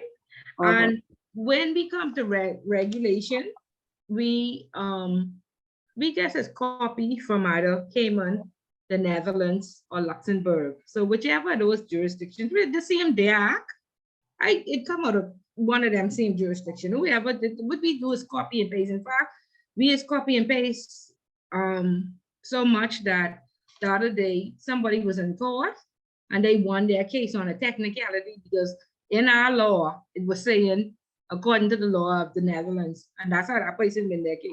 That's how much they copy and paste. Okay, so that they can do the same thing with the marijuana field. And they also want to encourage Bahamian investors. They feel as though they'll be the first ones, of course. No. When it comes to statement. Ashley, when it comes to things that, just like our natural resources are tied up, just like every other country has a national lottery. You ever hear Island Luck and stuff, or you hear about the Florida lottery, the Chicago lottery? No, it's when 6-7 persons own the lottery business in any country, that's capitalism. Okay, the same set of people, the money only have 550 million. Not the country that has a deficit. You could actually give licenses to individuals. Okay, so that's after tying up all our natural resources. And so what's going to happen with marijuana when they announced it? Immediately, I heard that our millionaires went into Andros, acquired a lot of the land that the Chinese was trying to get, but of course, Artec is in Andros, so which is the U.S. Navy base, so that blocked any Chinese from buying anything out of Andros. And so they bought up a lot of property in Andros, and there were ads in the newspapers for people to test soil and do all sorts of stuff to the soil. So that work has been going on. And so right now, the PLP, like when they tried to, the Sunshine Boys tried to buy Badelco, they wanted to buy it on a loan, get a loan to pay for it. And so they got rejected. So I just don't marijuana fields. That's why it's delayed. Wow. On financing, and hopefully before the government change, they go get this money together. So they give 1 or 2 Bahamians again a little chance, and the rest will go to the same people who already own everything in the country. But Sebastian, Frankie Wilson, that's my take. That's how I feel. So I could be wrong, but I doubt the PLP will let this run out to let the F&M have the opportunity to put it in place. I agree with that. Yeah, they can start me and staff and them, but then determine who get the license. No, they can make Well, sure they fix that. the I bill is sorry, already, Juliet. no, no, you're right. The bill has already been tabled in Parliament, though. Um, Also, with respects to the regulatory framework for that, that has already been put together. A Okay, number of new agencies have already been stood up, and one of those agencies will deal with the enforcement of that. A lot of people wanted to know, other than dealing with the forestry issues and that of the things that Lincoln Bain was coming against with regards to the crown land issues and that of the um, illegal migrant population moving into those crown lands, that they were thinking that some of those agencies were just dealing with that. But no, those would be the enforcement agencies that would enforce the regulatory regime with respect to the marijuana fields. so So you what, have it would be Bowen, agriculture, Juliet? yeah, it would be agriculture. Oh, Bowen deals with okay, forestry and agriculture, okay, because again, they're dealing with the the enforcement of land regimes, cultivation, growth, destruction, whatever. So they're the enforcement arm, and then they work with both BAIC in the Ministry of Agriculture and the Ministry of Agriculture to deal with issues related to uh, some individuals that want to grow certain types of crops in the okay, Bahamas now. Again, and then the other thing you spoke about with respect to the Chinese in Andros, and there are two other islands that the Chinese were interested in.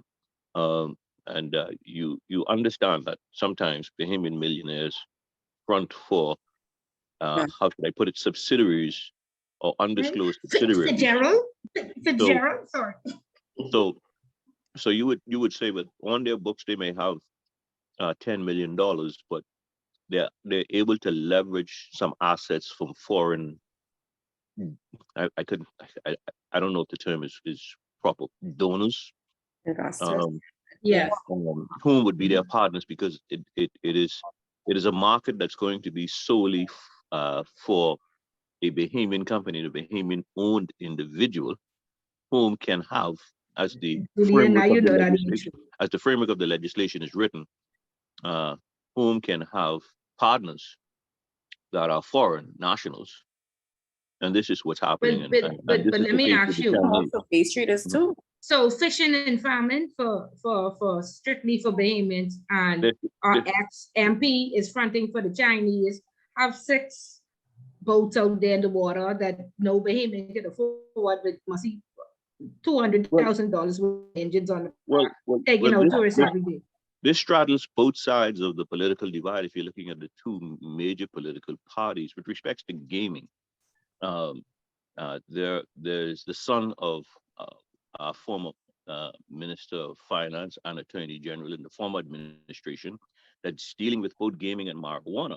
And those individuals have been given approval to have licenses with respects to this new industry that's coming on stream. So, it straddles both sides of the political divide.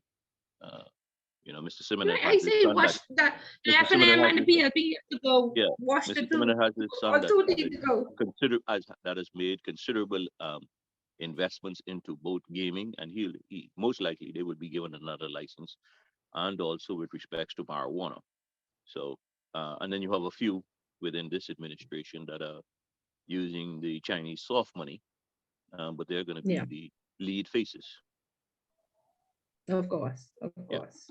But what is the plan to protect, stop the people from, because nobody's stopping the people from thieving the mangoes. So how you gonna stop people from just like walking up on a field and picking a plant?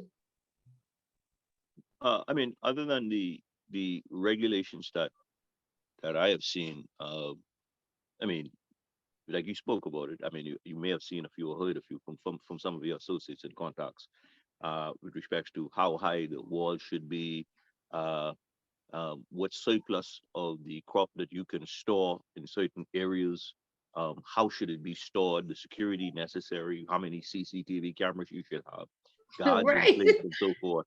You know what I'm saying? Y'all It gonna is go what in the it is. market. It Hey, is what the it is. security, just how the security, the amount of security you need right now to run a bar. You need cameras, you need the police, you need all of that. That's shutting down the bars. It sounds like you always shut down this industry before it starts. Just over security could be more expensive. Remember now, the issue is not to import. The issue is to grow and then work that through the agricultural industry into the hands of the distributors, whom will have shops and warehouses.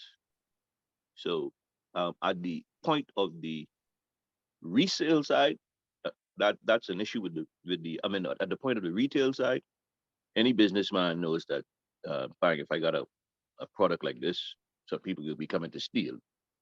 Yeah, you're Filtering gonna need armor information. truck. You're gonna need armor Yeah, truck protection out there. yeah, but I mean that's in every business and industry. So Yeah, yeah. yeah. Yeah, best of luck, best of luck. Yeah, but again, I encourage people, you know, to go into field because I mean there aren't a lot of high paying jobs, and so look into that because they're gonna need compliance officers for sure. And they we had two people from agriculture in the class in the past, so and then we had two people from the pharmaceutical council again. How do we keep our industry compliant? Okay, so yeah, think about it. The next big way to make money. Don't, it's supposed to be for Bahamians, but we'll see what happens. Okay, so we understand, when we get these company accounts and there are these complex structures, we can't just accept any country that they come from. We need to check our risk appetite. If our risk appetite says we do not do business with high risk countries, then we need to go to the Basel Committee, see which countries are high risk, and then say we don't do business with them, right? So remember, our country, the perception is that it's high risk. So a lot of people say, oh, we don't do business with Bahamas, just like we perceive that Russia is high risk. Now, I think we looked at the Basel Committee the other day, and before this war and all the sanctions, Russia was in high risk, and Russia still is in high risk. And so, therefore, your company would have to say, I don't have an appetite for Russia, because even though back in the day, Russia was not high risk, Royal Bank of Canada just simply said, no, we don't have an appetite for Russia. Okay? So you check the Basel Committee or Transparency International to make sure wherever that company is incorporated, that it's in your appetite.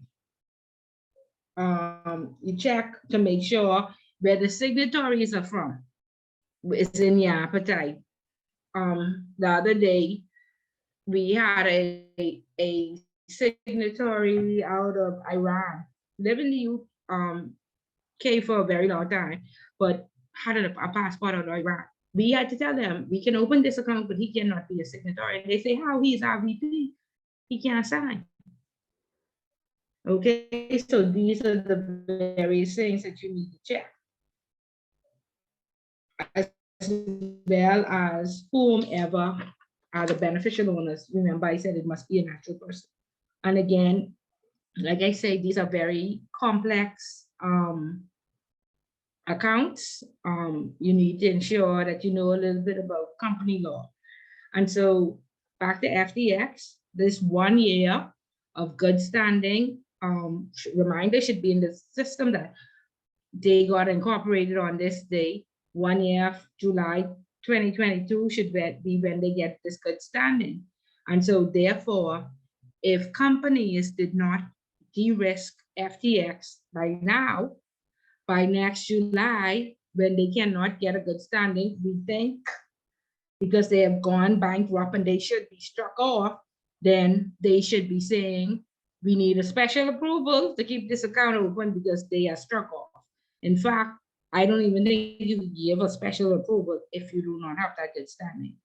So please, like I say, a lot of people open accounts or a lot of companies open accounts and they don't make that note that each year we ought to get that good standing. In the memo and art, it tells you what type of shares the company holds. It should say registered or bearer. Okay, again, bearer shares are considered high risk. And if your company does not have an appetite for bearer shares, then you do not approve the account. If it does, you have to ensure that you get 2 letters.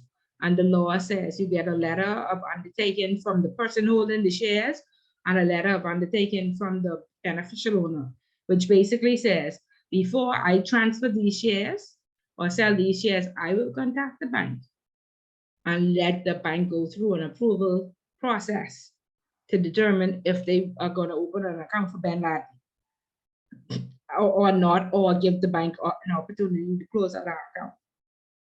Okay. The other day we had about 15 accounts out of Panama, and in 2019 Panama stopped issuing bearer shares. So again, we had to go look through all the memo and arts, but you should have a bearer share list and see which accounts are bearer shares.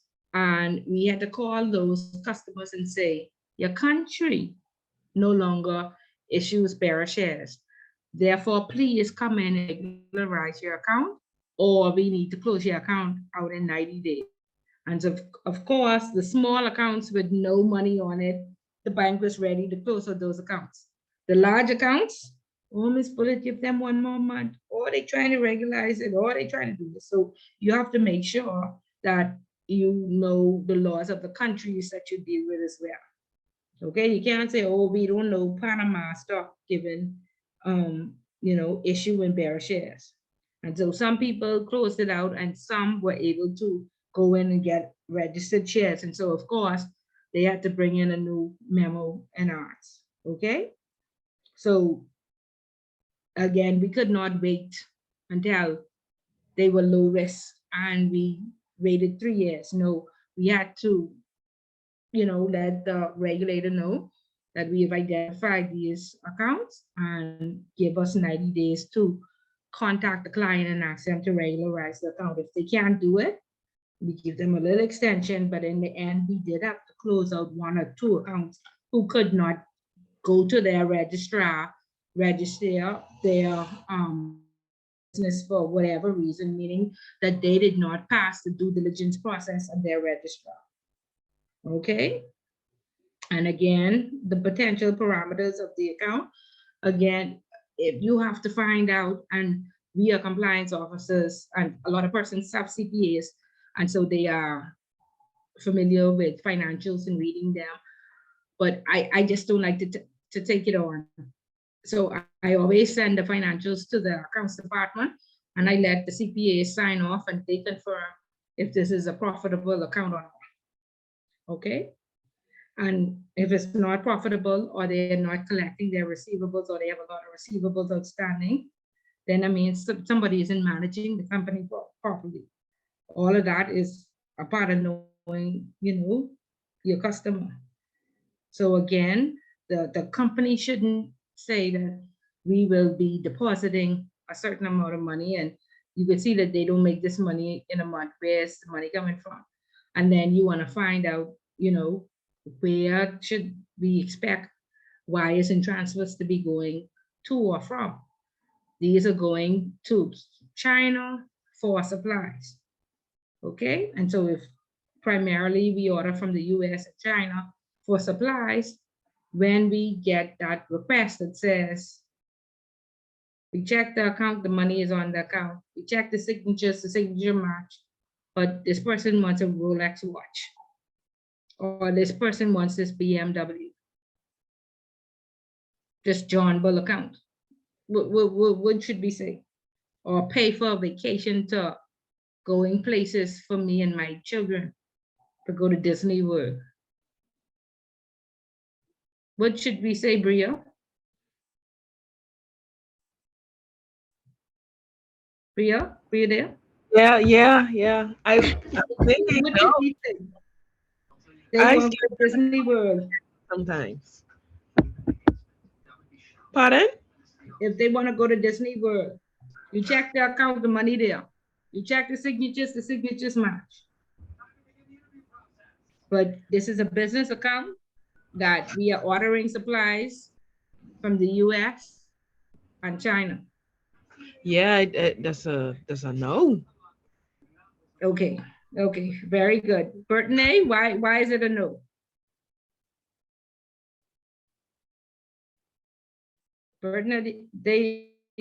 Brittany there?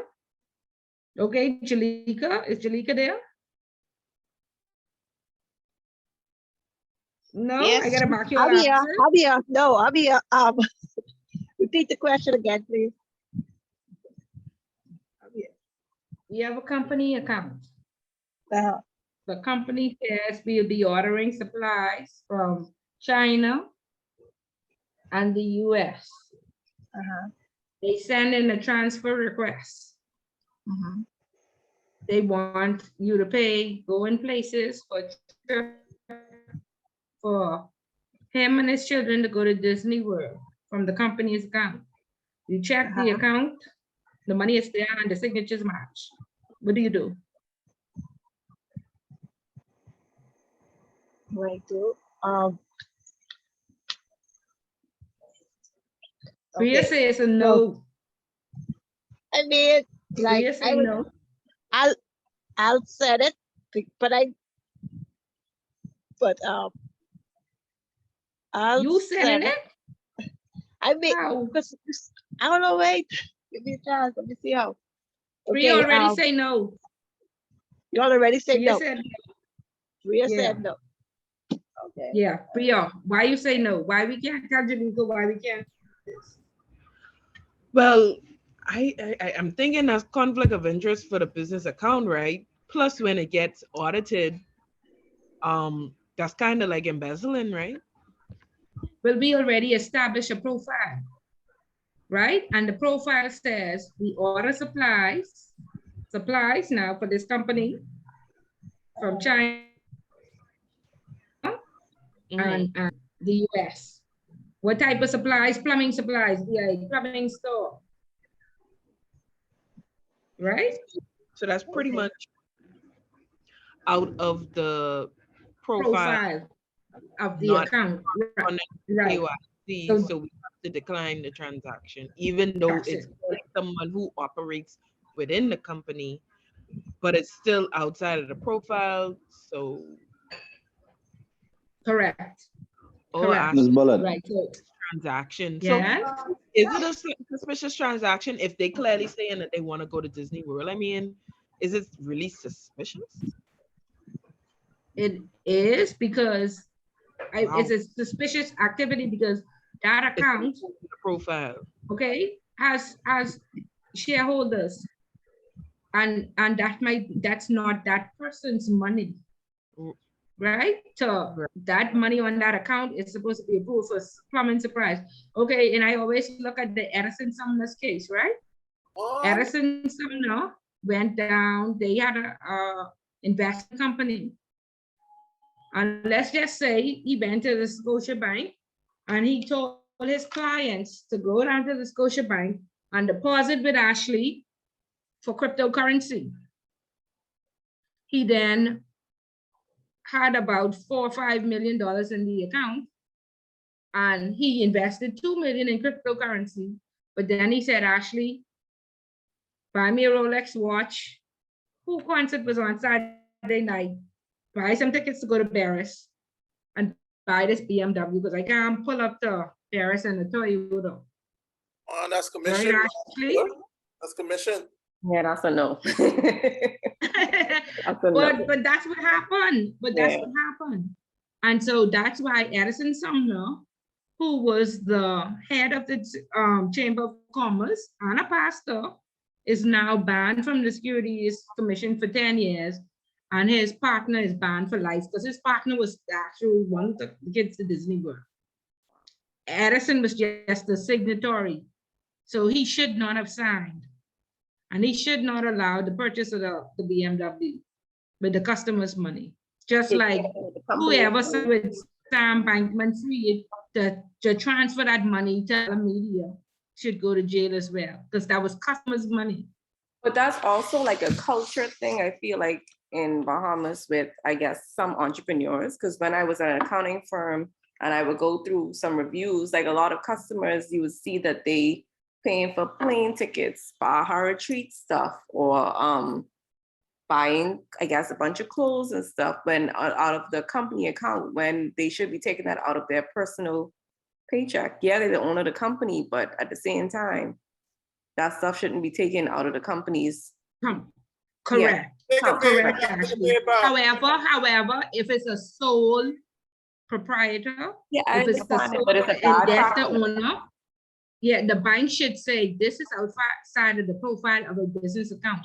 Please establish a personal savings where you pay yourself a paycheck. Right. And then you right. So yeah, but they don't take the time and do it. Gerardo, you were saying something? No, Ms. Bullet, I was saying they can pay it back. They can pay it back. Ms. Bullet, You know, so Sam Bankman-Fried could pay back the $8 billion too. He said he looking for Bullet. 8 billion. Okay, 8 billion, Kendra, not million, billion. Go ahead, Gerardo. you know, that same person that you made reference to, what's the gentleman's name?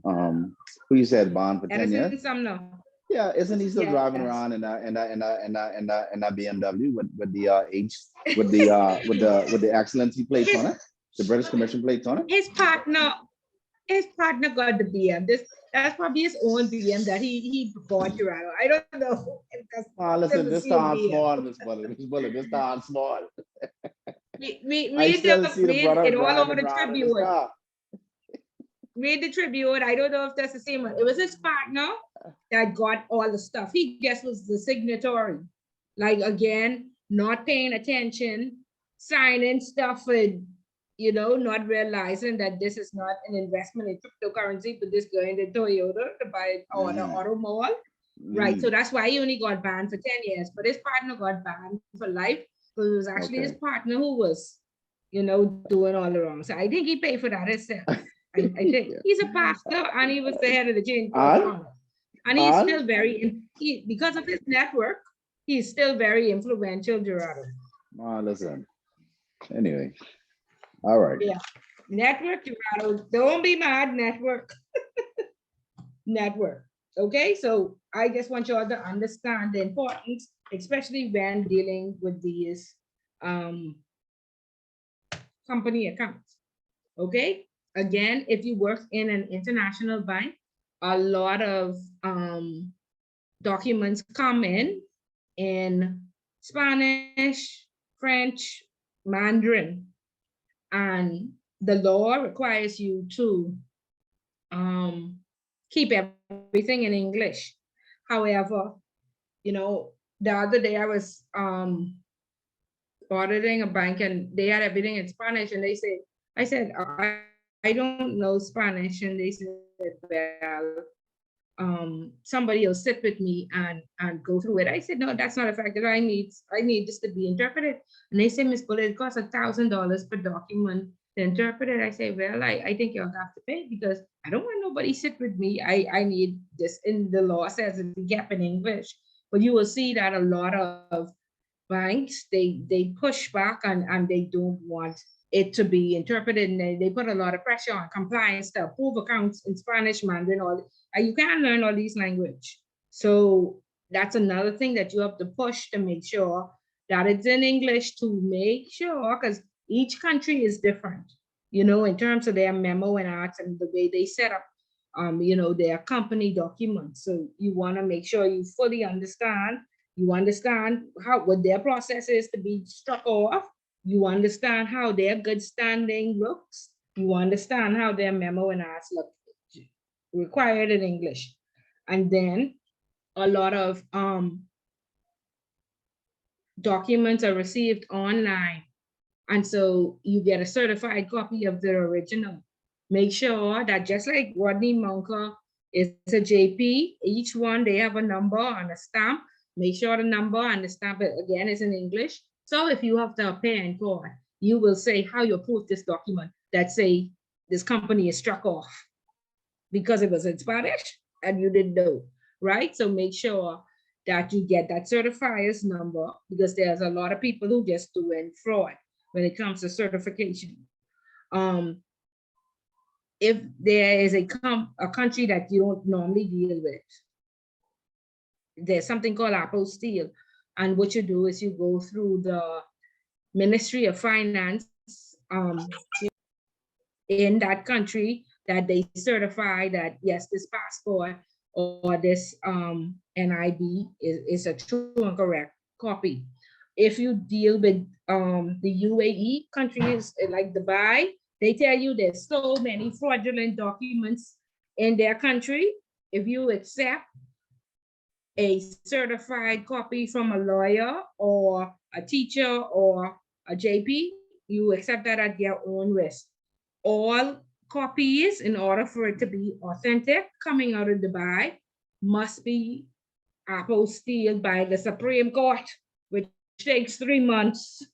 And so again, there's an urgency, there's a rush to open these accounts. So those salespeople, oh no, these people need to start the transfer. And right in that 3-month window is when all the fraud happens. So again, you have to use your judgment or get special approval, Julian, if you're getting documents and stuff, or these accounts are out of Dubai, okay? You need a preparer of the documents and you need a verifier. Again, a lot of companies don't like to pay for that verifier. You need 4 eyes because you really won't see the mistakes you make. And of course, no sales officer wants a high-risk account, so they manipulate the documents so they don't have to do enhanced due diligence. And so most accounts you see, like 100% of my accounts that come across my desk is low risk, according to the salesperson. And by the time I done tear that account apart, 80% of them is be high risk. Okay, and so that's the experience in the offshore bank. So you need that second eye to ensure that those documents are filled out properly, all the clauses, all the general terms and conditions. And I think that was one of the questions that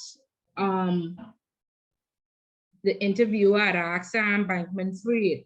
In your general terms and conditions, does it state that you could use customers' money to invest in other companies or other outside of cryptocurrency? And he could not, he said, I don't know, like he fished around the question. Okay, again, be familiar with the general terms and conditions. Be familiar with express consent, which means that you can share information with your parent company or with your correspondent bank without going to the customer and asking for permission. Okay, but you should know where express consent is in your documentation. Most general terms and conditions in the offshore world says we can hold your money for 30 days before we give it to you. And obviously, Sam Bankman-Fried, like he really didn't know what he was doing. He really isn't educated operationally, because he should be online saying that, well, we do have 30 days to be able to pay our customers back. Our terms and conditions says that, but he has said nothing to that. I don't know if his terms and conditions even say that, but obviously his legal team and his compliance team did not push for these crucial things, to be in their terms and conditions. But back on the back of each signature card, now, when I was at Royal, it used to say on the retail side, we could hold your money for 3 days, and the bank has the right to hold it for 3 days without giving you an explanation or what have you. And those are 3 days, that's where we're investigating. But of course, we can't tip you off. When I got to the offshore side, I saw that our terms and conditions said we could hold your money for 30 days, and so all of you should look at terms and conditions, look for express consent, because a lot of times when our wires are stopped, we automatically send out the information that the correspondent bank asked for, or the regulator or the parent asks for, and we don't have the customer's consent to share that information. Okay, and if we go to say compliance, which a lot of people say compliance, stop your wire, you know, that's a form of tipping off. So you want to talk to your institution and find out, you know, if we need to investigate or put somebody's money on hold, like what terminology do we use? What should we say? Okay, so you want to make sure it's certified. You want to make sure it's in English. You want to make sure all those terms and conditions, normally there's you have the initial each page or initial next to them. And we have had people show up in court and say, I didn't agree to that. Do you see my initial next to the terms and conditions? The lawyer says, no, they say, because I didn't agree to that. And so then they say, okay, so how did this account get approved? Do you approve accounts without people agreeing to all your terms and conditions? And then, no, we don't. The bank loses the case. Okay, so don't accept an incomplete application and say, oh, they just missed. Another big problem that's happening in the sector is that this comes from Switzerland. I need this account open today. And so I initial that myself. You go to jail yourself because the customer has their copy. And this customer already know they're doing fraud or money laundering or something. And so therefore they have that copy waiting for the day that they go to jail and they can say, the bank staff tampered with my document. Okay, I didn't sign that, and look, their signature, bank loses the case. Another thing is certifying true and correct. If you get that copy online, if you don't have an online system to tell you that's a true and correct passport, listen, there's a whole black web out there. They are professional scammers and hackers. And like I say, the buyer said, if you accept a passport and a proof of address or a work permit, accept that at your own risk because there's so much fraud in our country. Till the Supreme Court gotta tell you that's a true copy.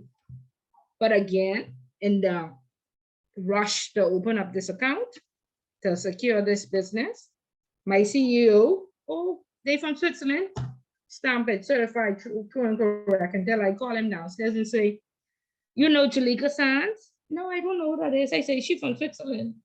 No, I don't know who that is. I said, but you certified true and correct a passport and it's a fraudulent document. Really? Let me see. You know, he come running downstairs. Okay, so you can't take it like, okay?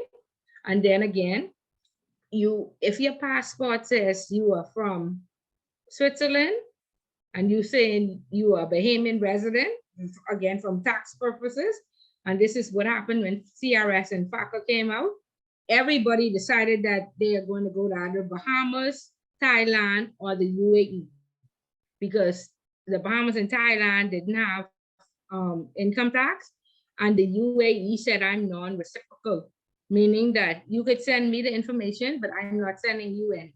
So the USA also said that they're non-reciprocal. And Cayman said that they're non-reciprocal. So the rest of the world must send in this tax information, must implement these systems, hire these people, send this information to them, or they are blacklisted. But the UAE, the USA, and Cayman don't have to do it. Okay, so what that means, you have to now look for their citizenship and make sure or their work permit. And that's the only way they can open that account. And again, we had somebody, again, come in and say on their W-8 form that I'm a Bahamian, when we got a subpoena from the US government to say this person is being charged with fraud and money laundering, he was somebody who was out on bail for Gucci and Fendi, stealing their design and duplicating it, copyrights, something he was on bail for. And so we said, hey, Mr. Dog, we didn't get you a work permit. And he said, oh yeah, I applied, but the Bahamas rejected it. I bought the house for $750,000, but I still got rejected for residency and citizenship because I was out on bail. He said, okay, Mr. Dahl, thank you for letting us know. Now we have to show up to court. He said, yeah, they're gonna charge me. I may go to jail. Can I still keep my account?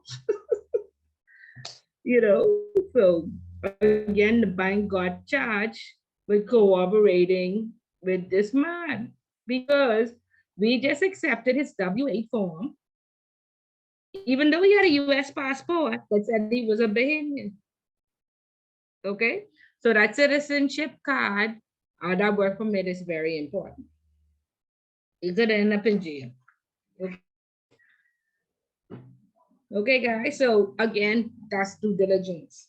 The checks and balances, the verification, they like to not hire a verification department or put a verification department in place, and they expect the compliance officer to do it. The compliance officer is the approver. There should be a preparer, a verifier, and then a compliance officer. The compliance officer should not be the one. Again, this makes them operational, saying the passport expired, the citizenship don't match, the form incomplete. No, that's what the verifier's job is. And all of that should be in place before they send it to compliance.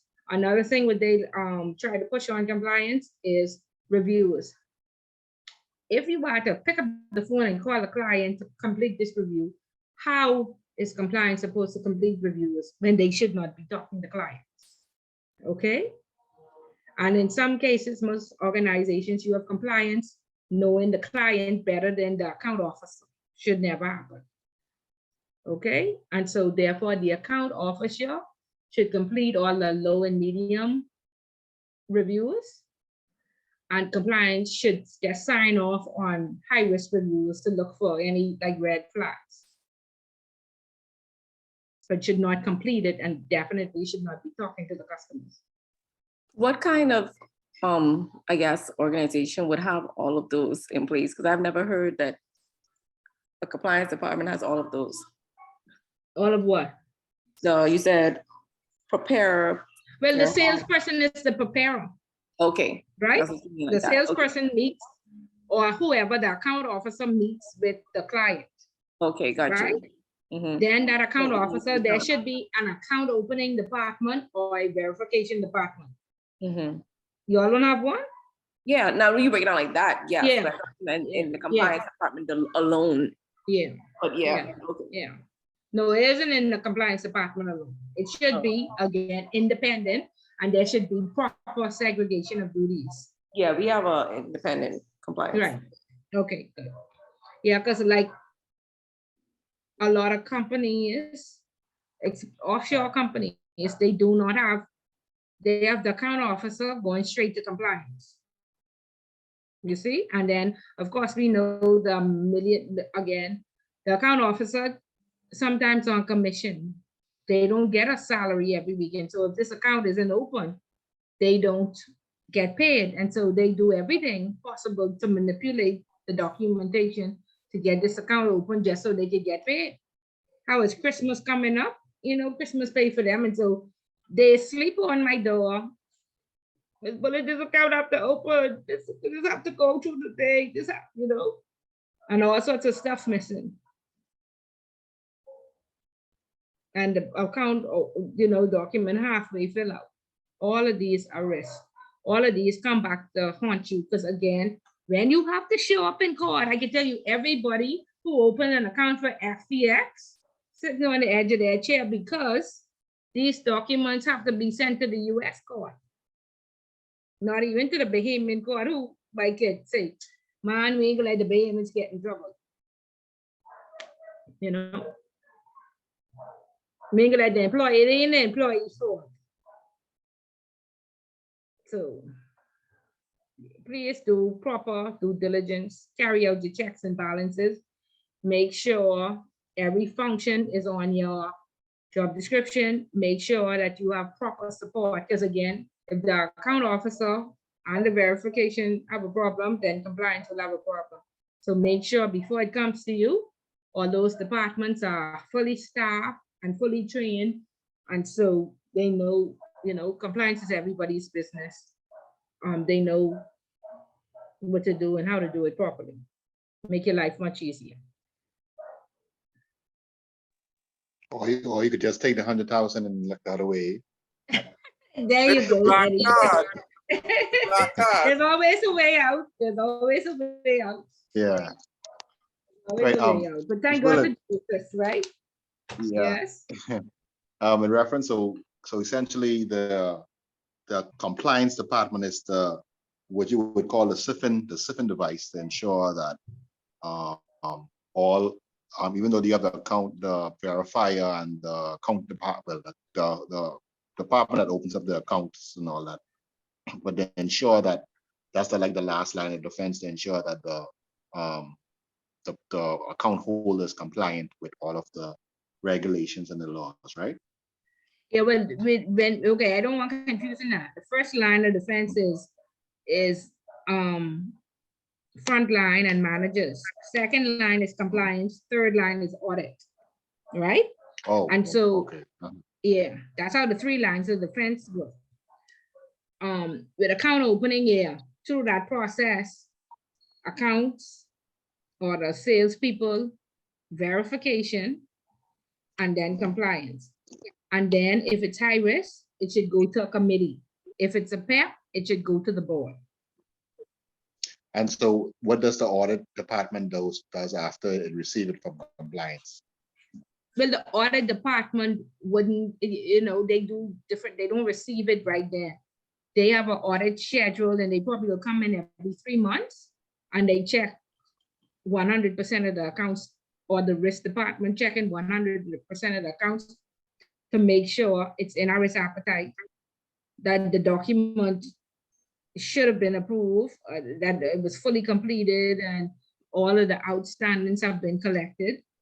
Because what happens is the law allows you 30 days to get documents in. And think about reopening accounts for governments and businesses and big, large corporations.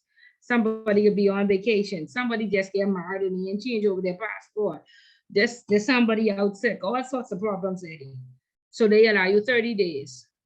But these people don't bring these stuff in 30 days. In the real world, it takes like almost 6 months to get everything.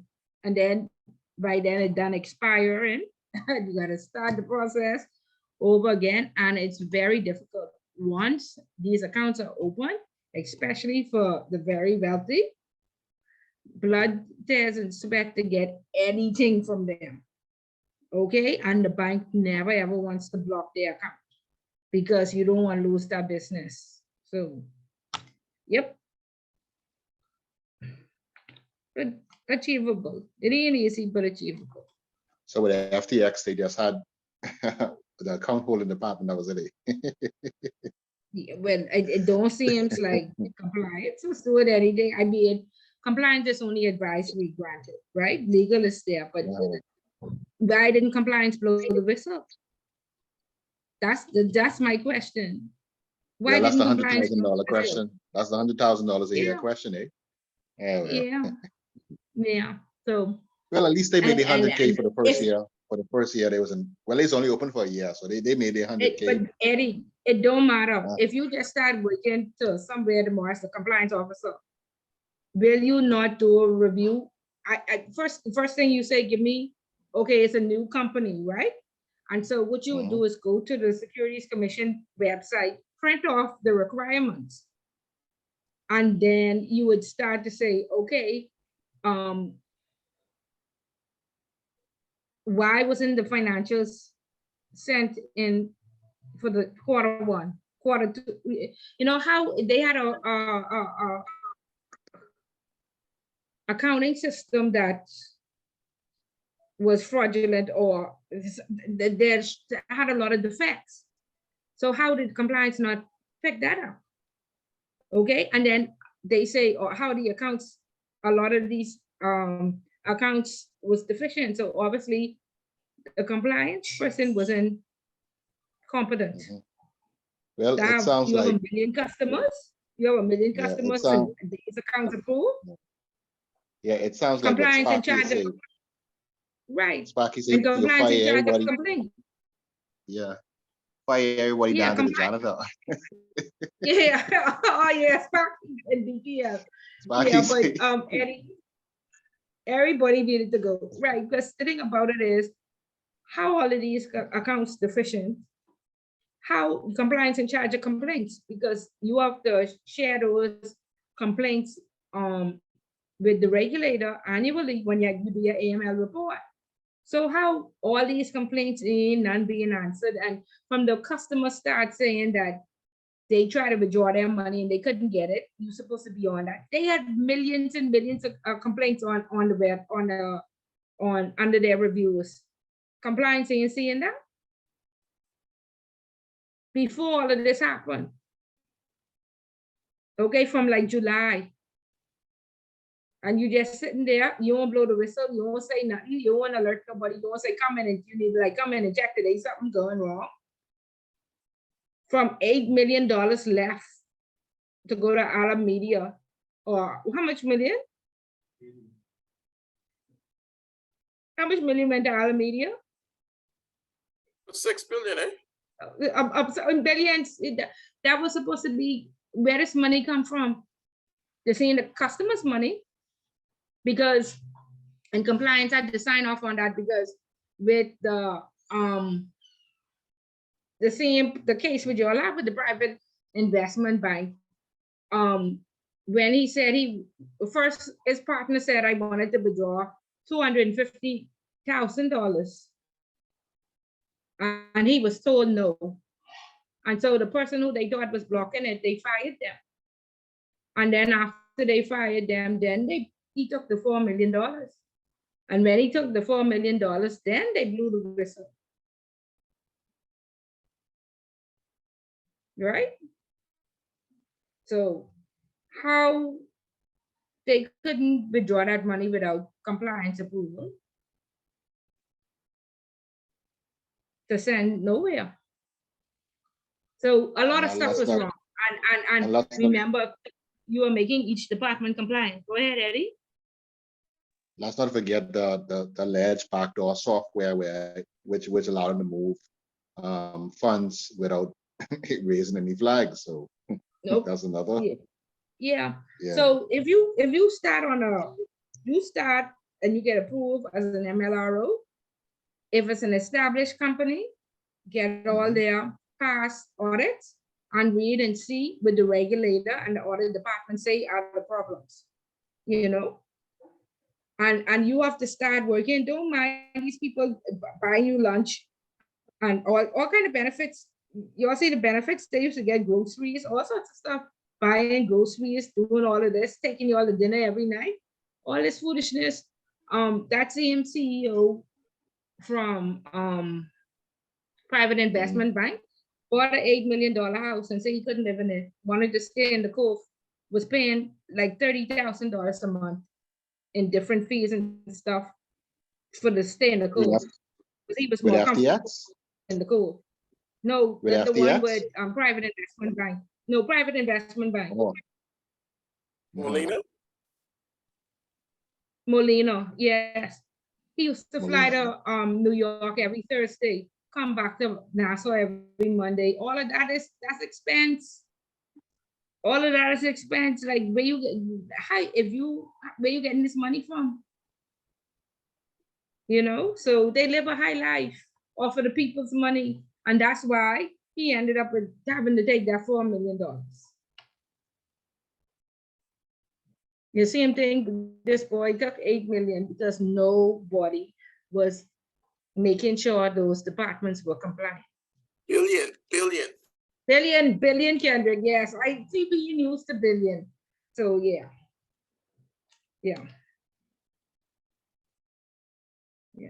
Okay, so please don't take, like I say, everybody could go to jail now. Of course, we know only 4 people go to jail. I don't think there's no billion in this class. So please, y'all, do your work.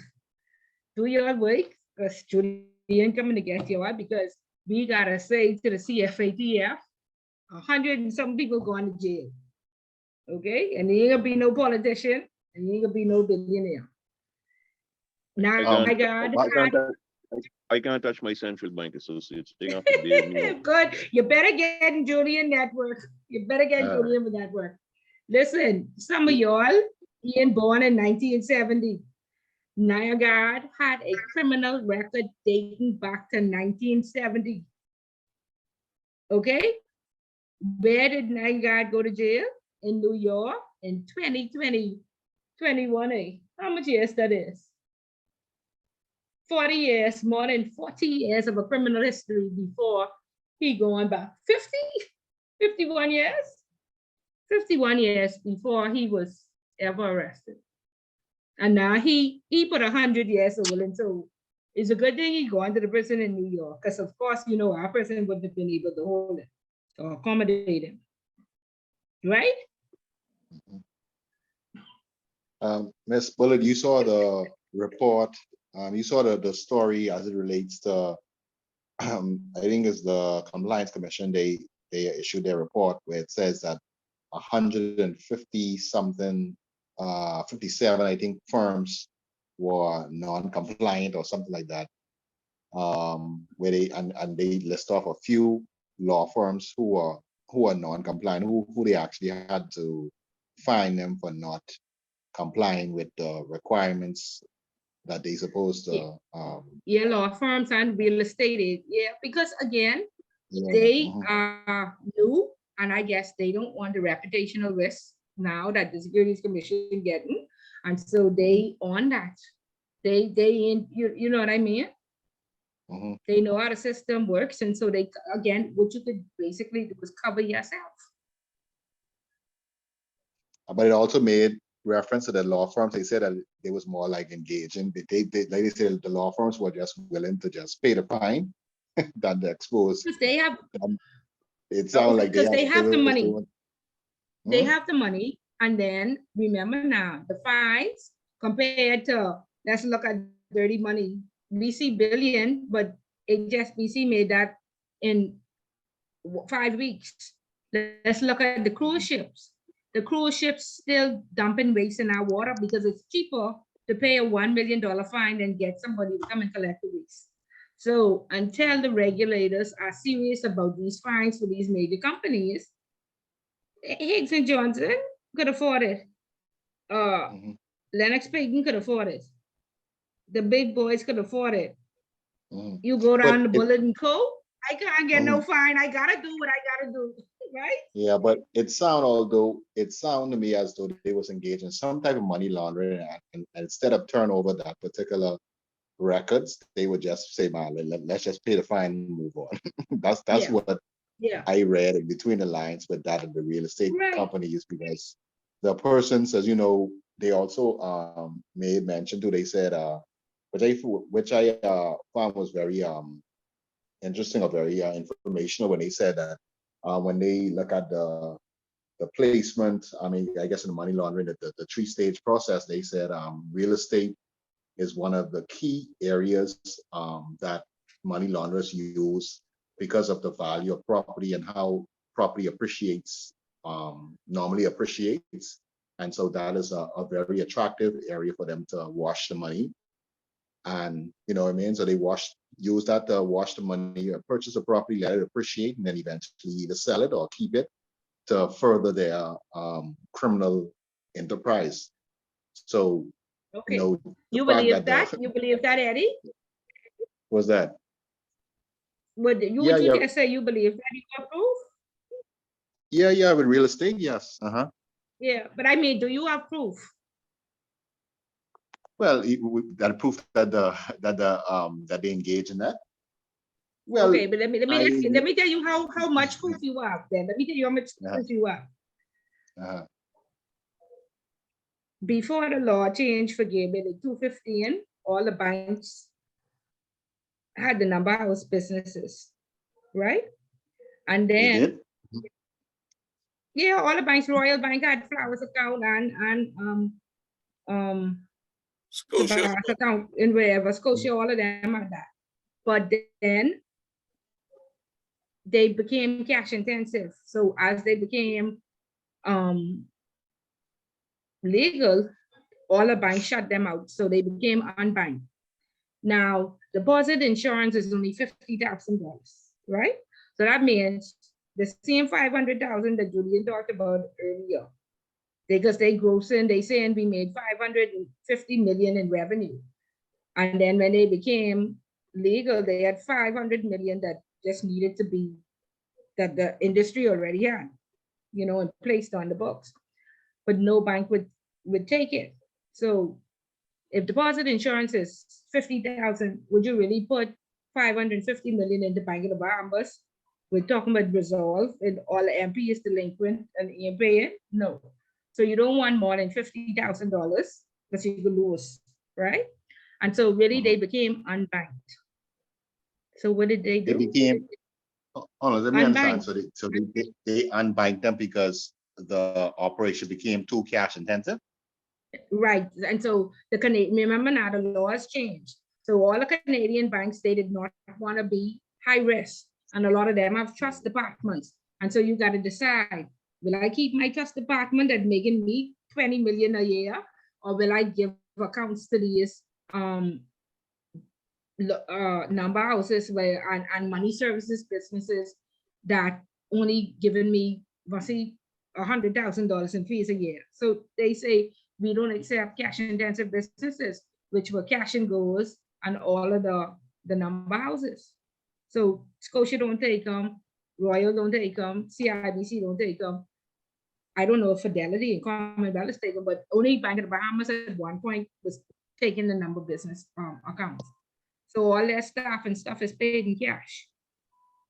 Okay, so where's this $550 million, Eddie? What did they do? They bought banks that had vaults in it already. You see a big building on Fox Hill Road, Burnett Road. Mhm. You just come up in the east. Yeah, You don't know of a big building on Burnett Road, but just sitting there for yeah, years. yeah. Yeah, near Kingsway. Hmm? Near Kingsway, right? Just get, Plaza. would just get built and you know, that ain't occupied yet? But, okay.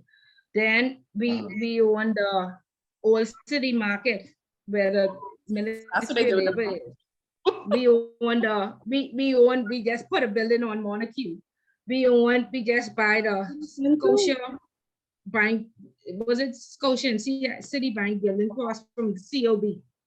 We own the plaza on the end of JFK corner. You need another example? Real Okay. Real estate. estate, So yeah. that's where my 500, because bank taking it. And then he has tried to get a banking license, but he has been rejected. But you letting people like FTX and Carlos Molina and other people into the country. I support So, giving them a banking license. They do more for the community than anybody else. yeah, they should. I support it 100%. They more flowers should get a banking license. Because now too, because if you notice too, now I see CIBC say they're gonna start in January, they're gonna reduce in most of their over-the-counter services. So now they want everyone.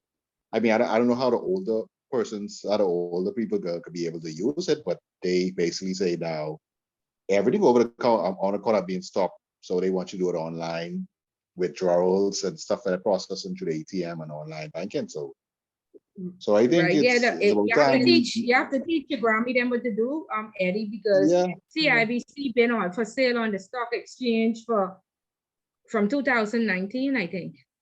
And they found a buyer, some Colombian person, and they didn't approve him or her. And so I guess it's back on the stock exchange again, still for sale. So I don't think they find a buyer. And so slowly, they go diminish until it's no more. I don't know. I don't know. But I know they've been for sale for a very long time.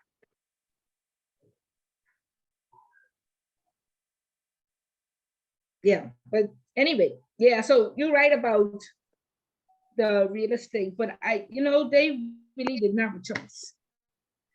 Because you wasn't gonna put no money in Bank of the Bahamas. Because a lot of the ministers, Leslie Miller have a $25 million loan and $9 million worth of assets. How much shortfall that is? What? Fitzgerald have a house on Paradise Island, never made a payment. And if you live on on Paradise Island, how much that cost. Never made a payment. Even BFM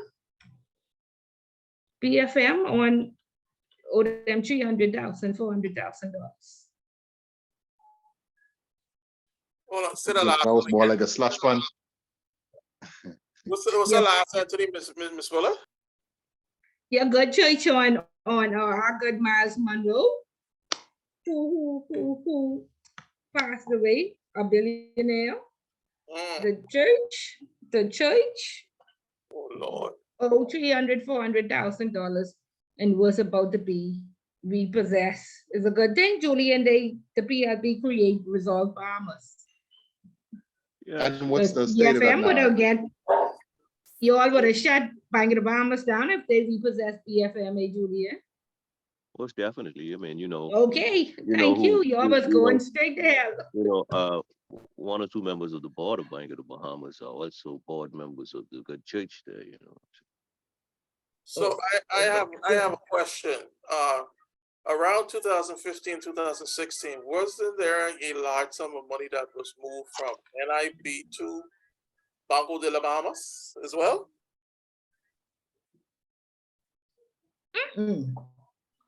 Bamboo, Bank of the Bahamas, a large sum of money was moved from there NIB. or from Okay. NIB, or you to bail them out.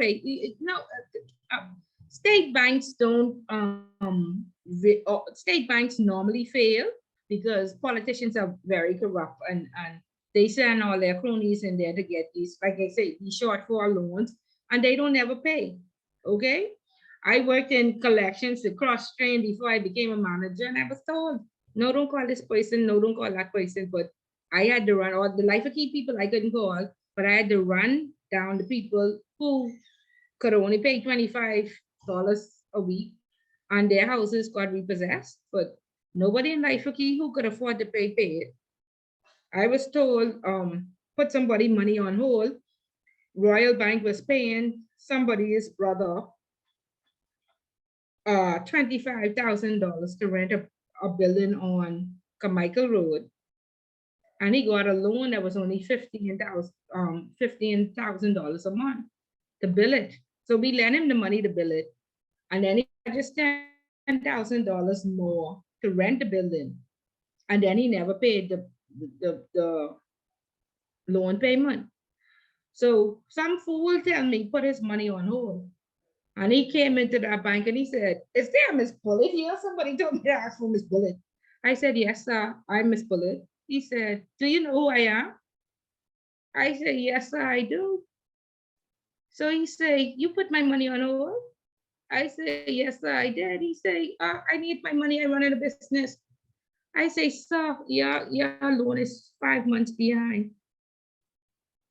He said, do you know who I am? I said, yes. He said, let me use your phone. Pick up my phone, call his brother. He say, you know this Miss Bullet? How long she been working here? She don't know me, eh? Yeah, man, I have a big contract, whatever, I need that money. I say, so we just cut you for 25,000 and we pay you on time every month. You can't pay one payment. He said, no, not right now, not right now. He said, could you tell Miss Bullet, release my money, please? The man come on the phone and said, Miss Bullet, yeah, when we get paid in 2 weeks, I could put something on the loan for him. Yeah. Just cut his check and just let him go. He doing some major business.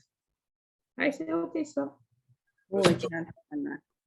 Miss Bullard, as a Okay. former collector, I was gonna tell my boss, look here, send me home because I ain't revoicing or taking the whole of nothing. You understand me? Every penny and his check couldn't be 1 day late.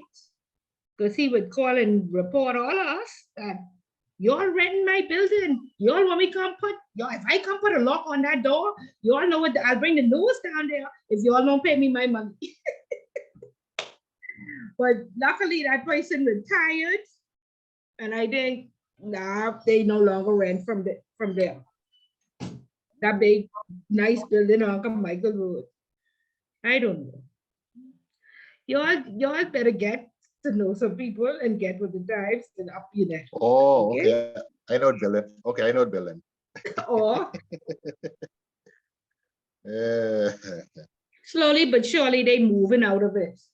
I know if the whole entire bank done move out of it, but slowly but surely.